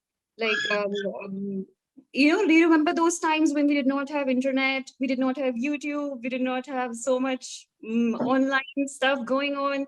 So we used to spend time with our families and elderly people, just sit around, listen to their stories, how they used to go, they used to come, how their schooling were used to. So, stuff like that. She really enjoys listening to those stories. She's really like a kid of that generation. That's what I thought, to be honest. So yeah, well, that's about it. I'll let others speak. Thank you. Yeah, thank you. Thank you so much. And then we have Sakshi and Zoya.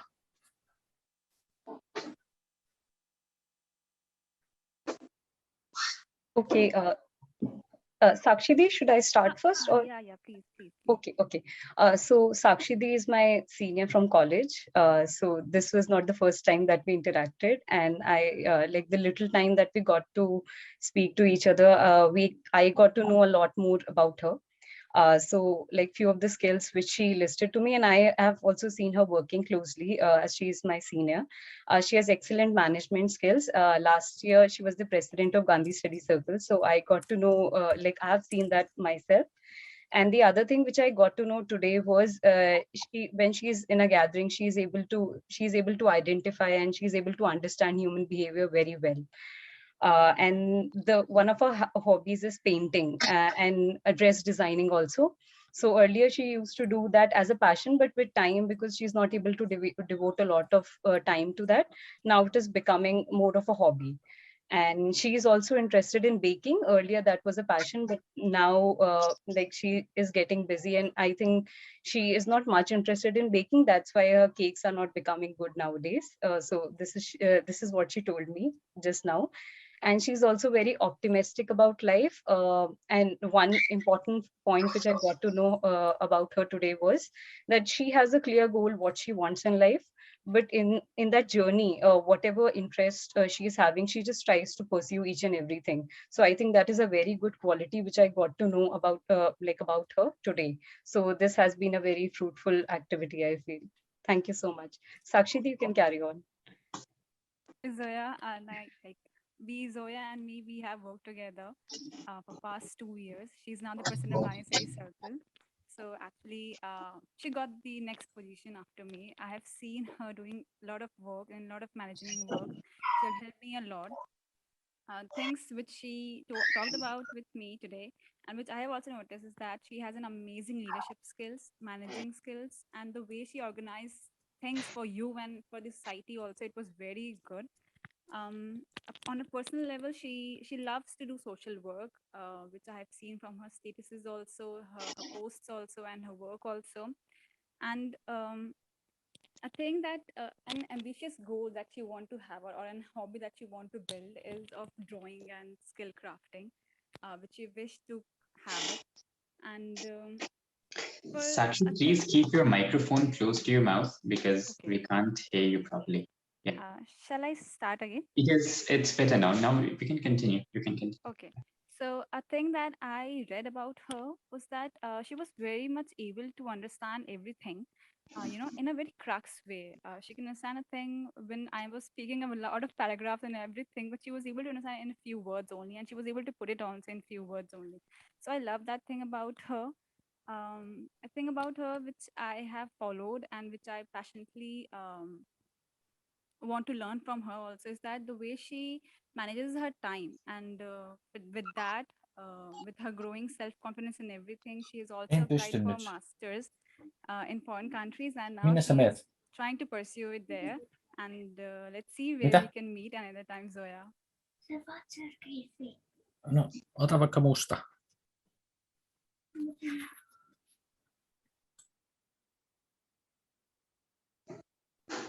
Thank you Sorry. so much. Yeah, thank you. Sorry for I forgot to mute myself. My kid is here to chat. Thank you. And the last room, Andrew and Pragya. Yes. Okay, so I'll go first because in the breakout room, Andrew already told me ladies first. So I'm just carrying the tradition. Um, so we had a little bit of internet issues, but despite that, I'm going to talk about the skills where I heard, Andrew's voice just have that spark when he was mentioning his skills. So he mentioned he liked singing, dancing, and he used to play football. But there are three skills that his eyes, his eyes shone and his voice shone in. So one is that he loves numbers and playing with numbers to kind of make sense of that. So he loves data and analysis and evaluation and monitoring. So you give him an Excel sheet and he just absolutely loves playing around with that. So his IT skills is what he called it. And the second he mentioned was that he's a very good listener, and I'm going to combine another part with this, where he works a lot with young people, basically the teenagers, and this is something out of pure interest because of his skills. He learned how to counsel young people, so that's something he does as part of his work. And we had some more time, so we actually talked about all his work in Nigeria and and how he skills he has to impart skills to teenagers and and other work he does. And another skill that he talked about, which he used to have better. He used to have a picture perfect memory. So if he actually saw somebody's picture, a photograph, and 10 years later he saw that person walking down the road, he would know who that person, he would remember. But now that's kind of going down a little. So these are the three things that I thought I would mention about him. Thank you. Thank you for sharing. Am I audible? Can you hear me?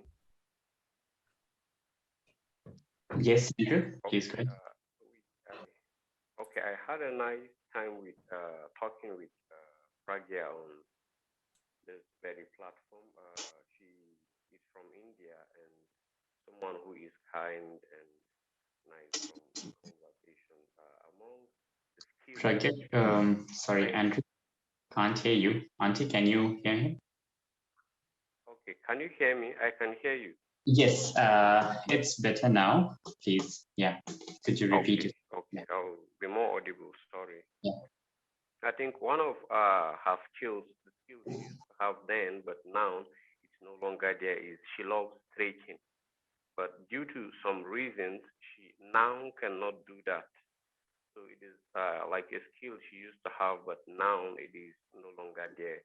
And among the skills she listed, the three that are more striking or more interesting to me are her writing skills. She said she is very good when it comes to writing. Secondly, she said she's very good when it comes to listening, observing, most especially when talking with people. She can listen and observe in all her efforts. Andrew, please keep the mic close to your mouth. Please keep it close to your mouth. Yes. Yeah. Yes. Okay, I think, okay. Is it clear now? Yes. I'm sorry. Okay, I think the next skill I am talking about is her ability to listen and observe. She can listen and observe, most especially when talking to people, and it is all in her effort to provide solution to their problems. So it is one of the skills I find more interesting. And the next skill is her ability to learn new languages. The network sees, but it's as if she can speak more than 2 languages, and presently she is learning 2 more. This is a skill I so much admire, and I think I would like to learn from her. The next area she received most acknowledgement and praise is she can be patient, listen to people, and then not complain. Her area where she received most acknowledgement and praise. Sorry, I think my network is somehow poor. It is because the video is on. But where she received most acknowledgement and praise is her ability not to complain, most especially when dealing with people. Yeah, I think this is a little I can say about her. Sorry, my connection here is very poor, I think. No problem. No problem with everything. Thank you all. Thank you so much for sharing this. There was a few of you who had some problems with connections too and didn't end up into any room, but I think you are at as important as the others, and I'm sorry that this didn't work for you. But let's see, I've been writing down these skills with the help of Betsat, and now I'm trying for cluttering it. I didn't realize just to write the words, but I had started writing sentences. But yes, no, it doesn't. realize. No worries. I just share this to you. Just a second. Here we go.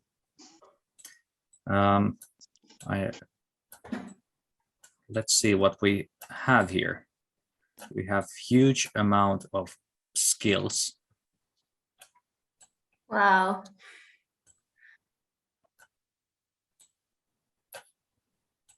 How did it feel doing this exercise? It felt great. Felt wonderful and connected.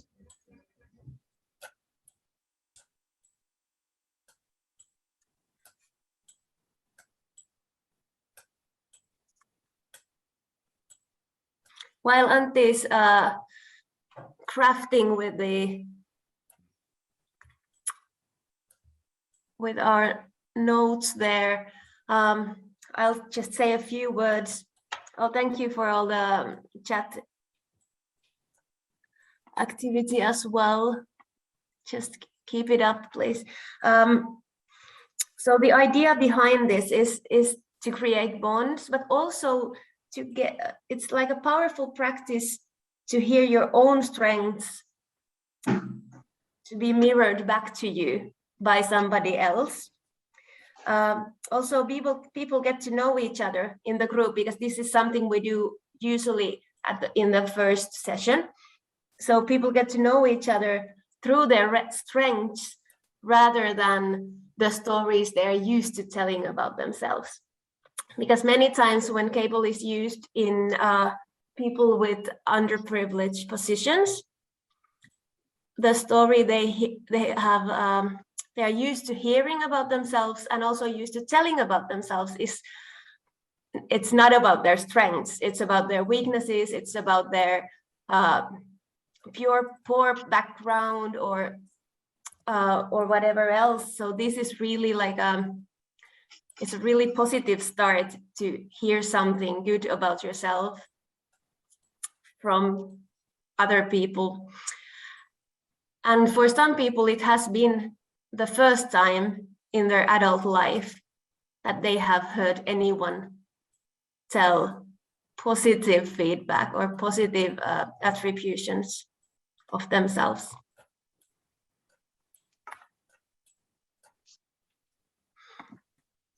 Yeah, and it was really nice to see you all smiling and like really enjoying doing this.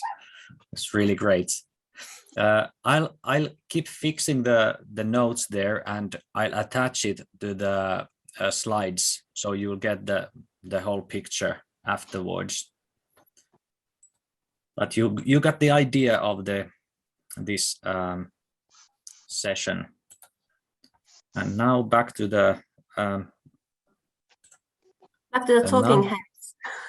Yeah, back to the talking heads for a while. I'm sorry that we're actually over time now. Yeah. But hope you have time to attend.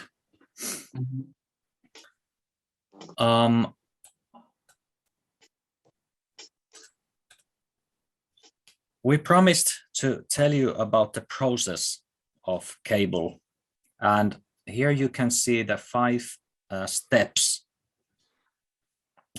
What we've been doing here is the first step, the in part, which is mostly about identity of everyone, personalities, who are we in this group, and the questions that define this stage is: who am I? Where do I come from? Which skills am I good at? What have I been praised for? What we just did. What is valuable and important to us? It can be picked from these descriptions you just did. And also we could continue talking about the skills and about the important stuff and make another list that what is the shared interest of the group. So in the first stage, we concentrate on the group and individuals and build this we spirit within the group. Yeah, but also about the first stage, I would like to say that where do I come from is a really important question going forward, because if we are not aware of all the cultural and family background and maybe religious background that we come from, we are really affected with the things that we take for granted because of how we are brought up and what our values are. So that if we're not aware of how they're affecting us, then they will really be just showing through whatever it is we end up doing. And it sometimes it's a good thing, but sometimes it can close some doors as well. So that's a super important step as well. And the first stage usually takes about 4 hours. It can take like 8 hours if you want to do it thoroughly. And after that, we broaden our view a bit to in and out phase. It's about us, and it's about the place where we are. Like in the project I'm working with, we do it in Hervanta, which is a suburb of Tampere. About 25,000 people, from 23% is from different cultural backgrounds. There's more than 100 languages spoken in the area. So it's quite diverse in Finnish scale. So it's important for the group to get to know about the surroundings and the facts of the area. Also, it's about what kind of issues are we interested as a community, as a group. It's about a bit wider view. And from this conversation, we go to the out and exposure part, which is my favorite of this method, and I think Ersin is also the same. Yes, Ersin was participating one of our group earlier, and he's the reason we are here today. So out and exposure, it's about observations. Like in the introduction part, I think it was Sakshi who was saying that she's enjoying doing observations, and it's a really good feature in a person. The out and exposure phase is about going to the environment in small groups. Usually when people traverse in a city. They go from point A to point B with kind of a blindfolds on. They have an agenda to go to a store or visit a friend or something else, and you really don't observe your surroundings. It's quite basic psychology. Human mind tends to simplify things. Quite often, when one observes something, the image you get is simplified and clear. However, it's only a fraction of the reality, and it's full of interpretation. What happens to this image? It gets processed and compartmentalized automatically without actually giving it a thought that what's happening here, what did I see? And it then you get like a simplified version of the event. Usually the usually the observed situation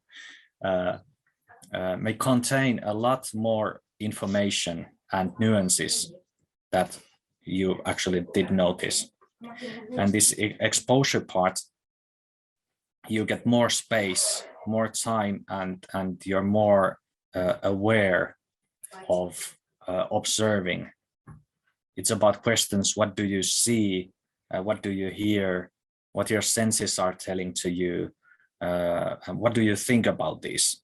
It's about kind of a mindfulness exercise through observation.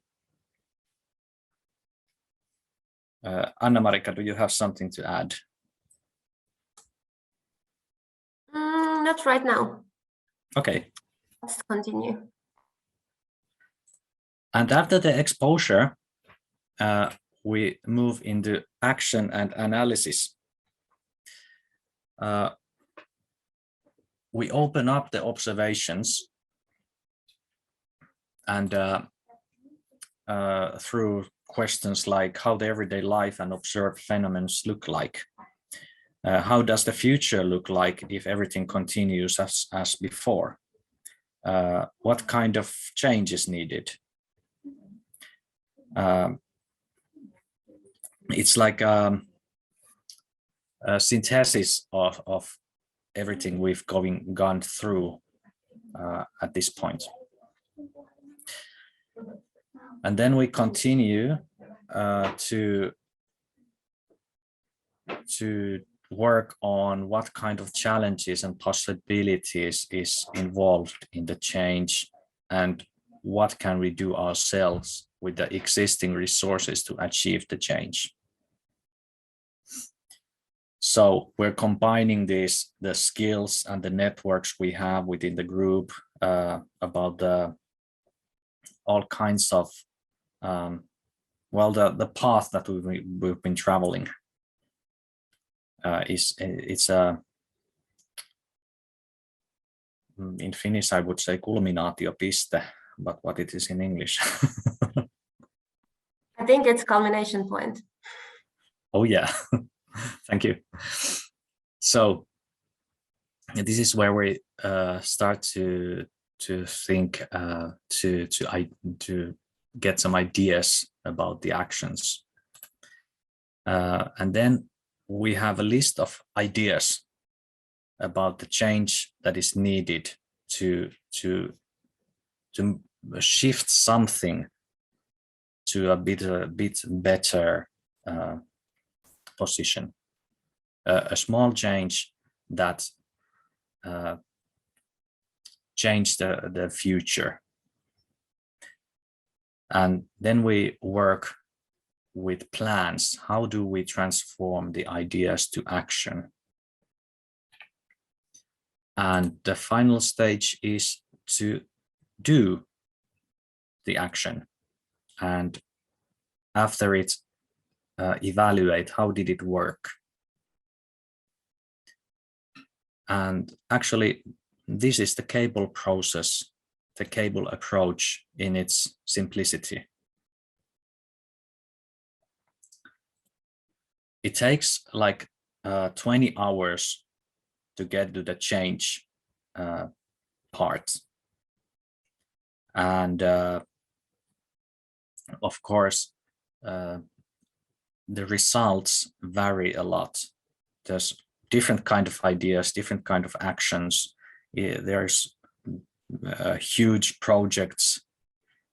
There can be like some small things like promoting this say hi to your neighbor idea, all kinds of things. Do you have any questions about this process? Pushpika. Yes, sir. Thank you so much for the wonderful presentation. I want to ask, how can we, that as you said, as you mentioned earlier, that there are that those who want to, implement this cable process must, learn, attend at least, one course as a student and one course as a coach. So how can we, from where we can, access this course material, and from where we can learn this process? I mean, this course, from where we can, pursue this course. That's a really good question, and actually we were talking about this with Annamarika before we started, because there at the moment we don't know that there is an English version of cable going on. Probably it is somewhere in Europe, but Annamarika may have some ideas for this. Yes, I might have some ideas inside the Deaconess Foundation where I work, because we do have like international department as well. And I know there are people who are interested in cable as well, and I work quite closely with them every now and then. So if there is like enough interest, we might be able to pick something up around that theme. But I cannot promise anything for certain for right now, but we are very open to any any ideas, and we will figure out about like the funding and the specifics with my colleagues. If it comes to that, if there are like a lot of people who would be interested in using this in their field of work or studies.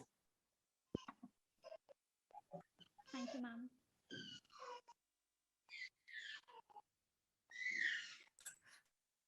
There's my dog barking at the moment. Yeah, Rajan. Yeah, thank you. I just want to express some of my views regarding the policies or the framework which you have provided. We have been stuck in or in the age where we are talking about modern scenario, modern perspective, pluralism in all realm of life.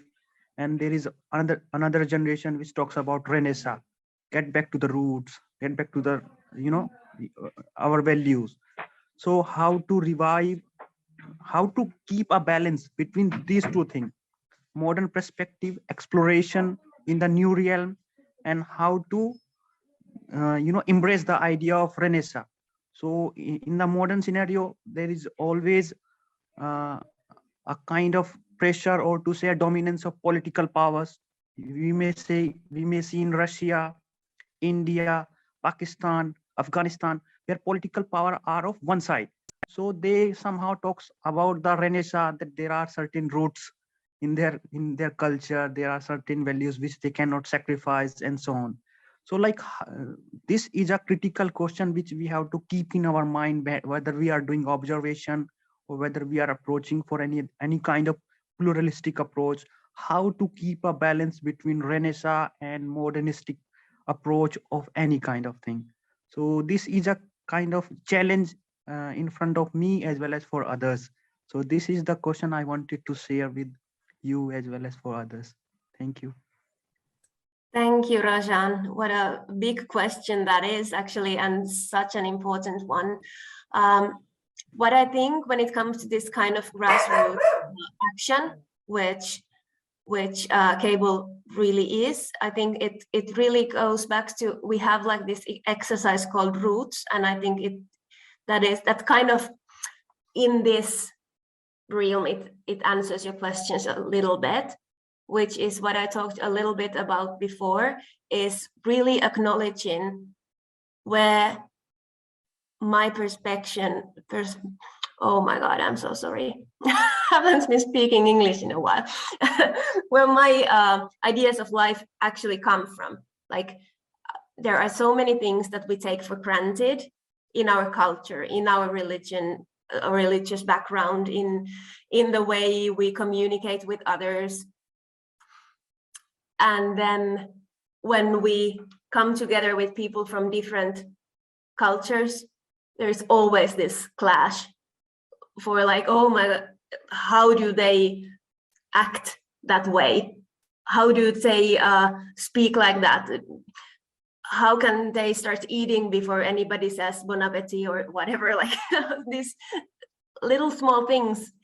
And I think that's a manifestation of the big worldwide thing that you're talking about. And then when we become really aware of all of these little things that makes us different, but also we learn to understand that, okay, Rajan, in your childhood, these are the values and things that you learned. This is how you grew up to be an adult. And this is how I grew up to be an adult. And then we're like, okay, so we are different in these aspects, but we do have these similar goals and aspirations. And then we turn our focus to that, and we keep in mind where we are coming from at the same time. Then there is the traditions and all that stays there, but it's not like hindering the process. But it's a long way to go, especially like politically and all that. Yeah, there's a lot to unfold. Yeah, there's a big the world is really polarized nowadays, and it's polarizing all the time. And this cable process, it's one way, one tool to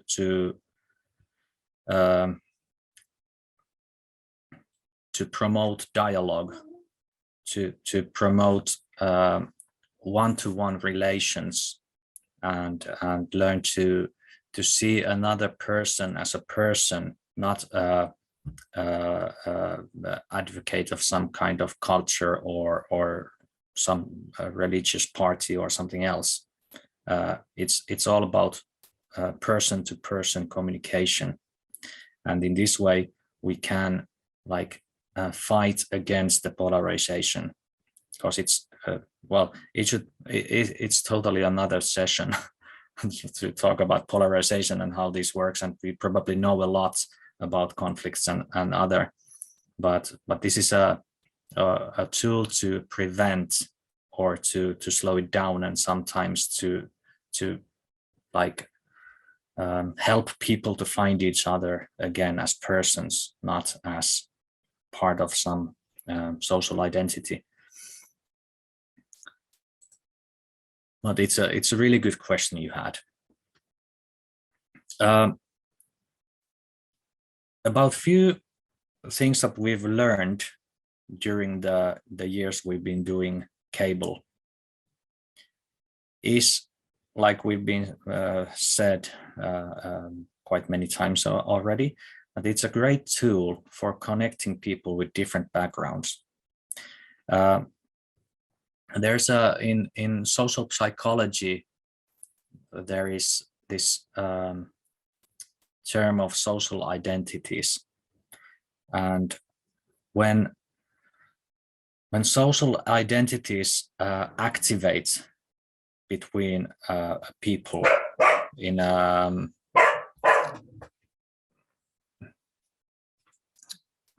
now I lost the word, vuorovaikutus. Interaction. Thank you. Between people's interaction. It starts this process of depersonalization. When you see another person not as a person, but as a presenter of a culture, a religion, nationality, something else than a person. And this cable process helps people to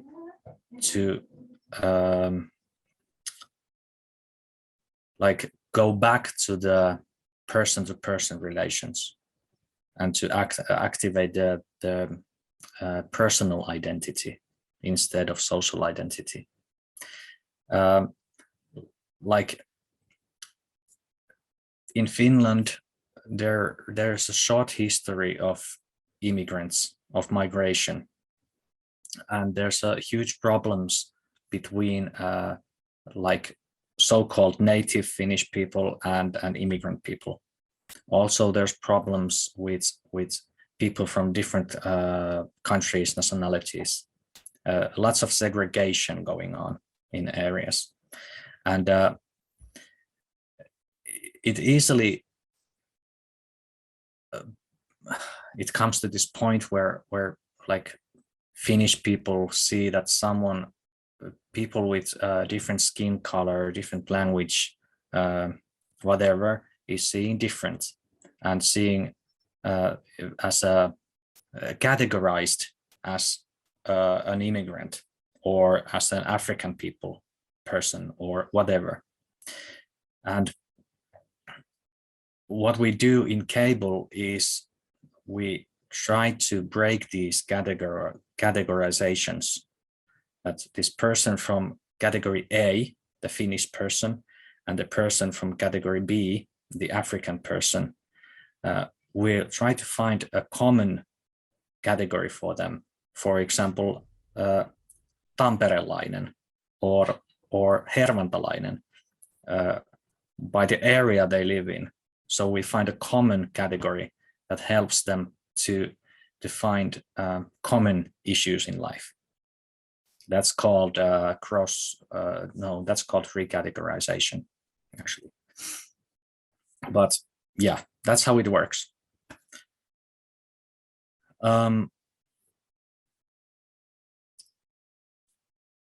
What else? Well, we've been talking about this student, assistant coach path, which makes Cable quite accessible.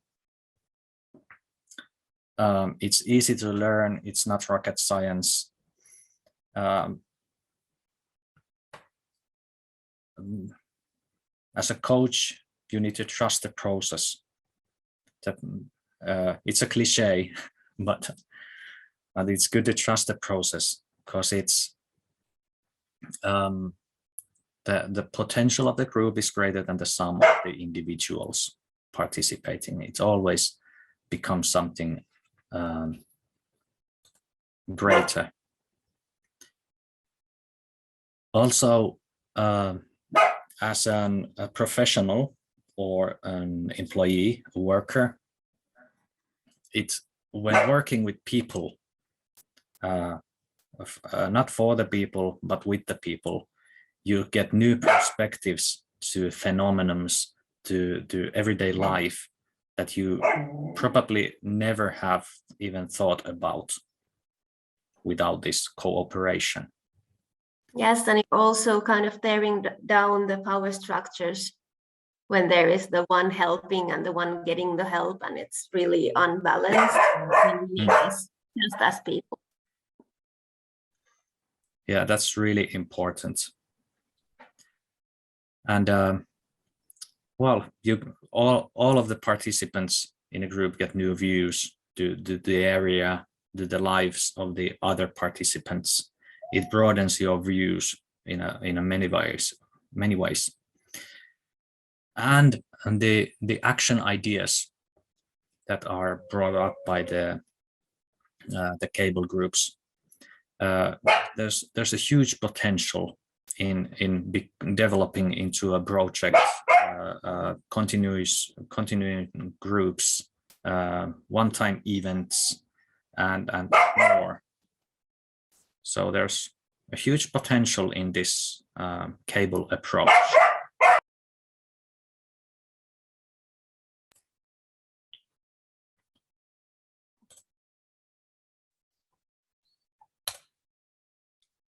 And this is kind of last slide I have. Yeah, the conversation has been ongoing, which is great. But thank you so much for that. And sorry, Antti, did I talk all over you? No, I was just saying sorry about this dog barking. My dog barking here all the time. I hope it doesn't annoy you as it annoys me. That's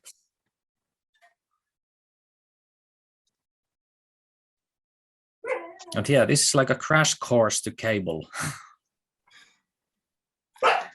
introduction that did go over time, which we're really sorry about. And thank you so much for giving us your time and participating in such an active way. And can you please put the next slide up, Antti? Now, because we are out of time, I would just ask you to use the chat, because I was thinking we should end with like this mood board here. Just pick out, with your intuition, don't think too much, pick out the photo that describe you right now the most after this whole quick cable experience, and write it down on chat, and maybe give us a couple of words about why did you choose that photo? What's your mood right now, and how does that photo describe it?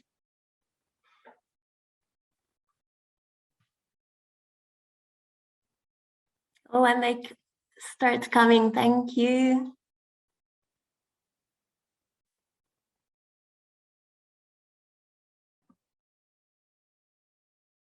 Okay, Antti, are you still typing?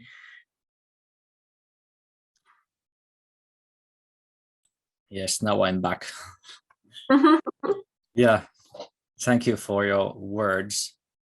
It seems that it's been quite a positive trip, this 2-hour session, which a bit over time went to almost 3 hours. And I have a few articles and other material here, just a few, about the cable approach. And the first link there, it's about 250 pages of cable approach in 2 languages. So it's mostly in English, but you can find a lot of in-depth information from there. And also I can suggest the Paulo Freire's book, originally written in the 60s, The Pedagogy of the Oppressed, that is inspired a lot of social work in the world.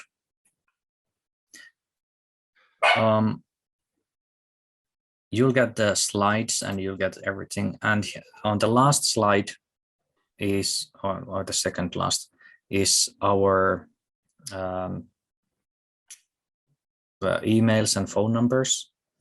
You can send a WhatsApp message to us or email if you have some questions. And you can also find more information about the Deaconess Foundation and the project I'm running from there.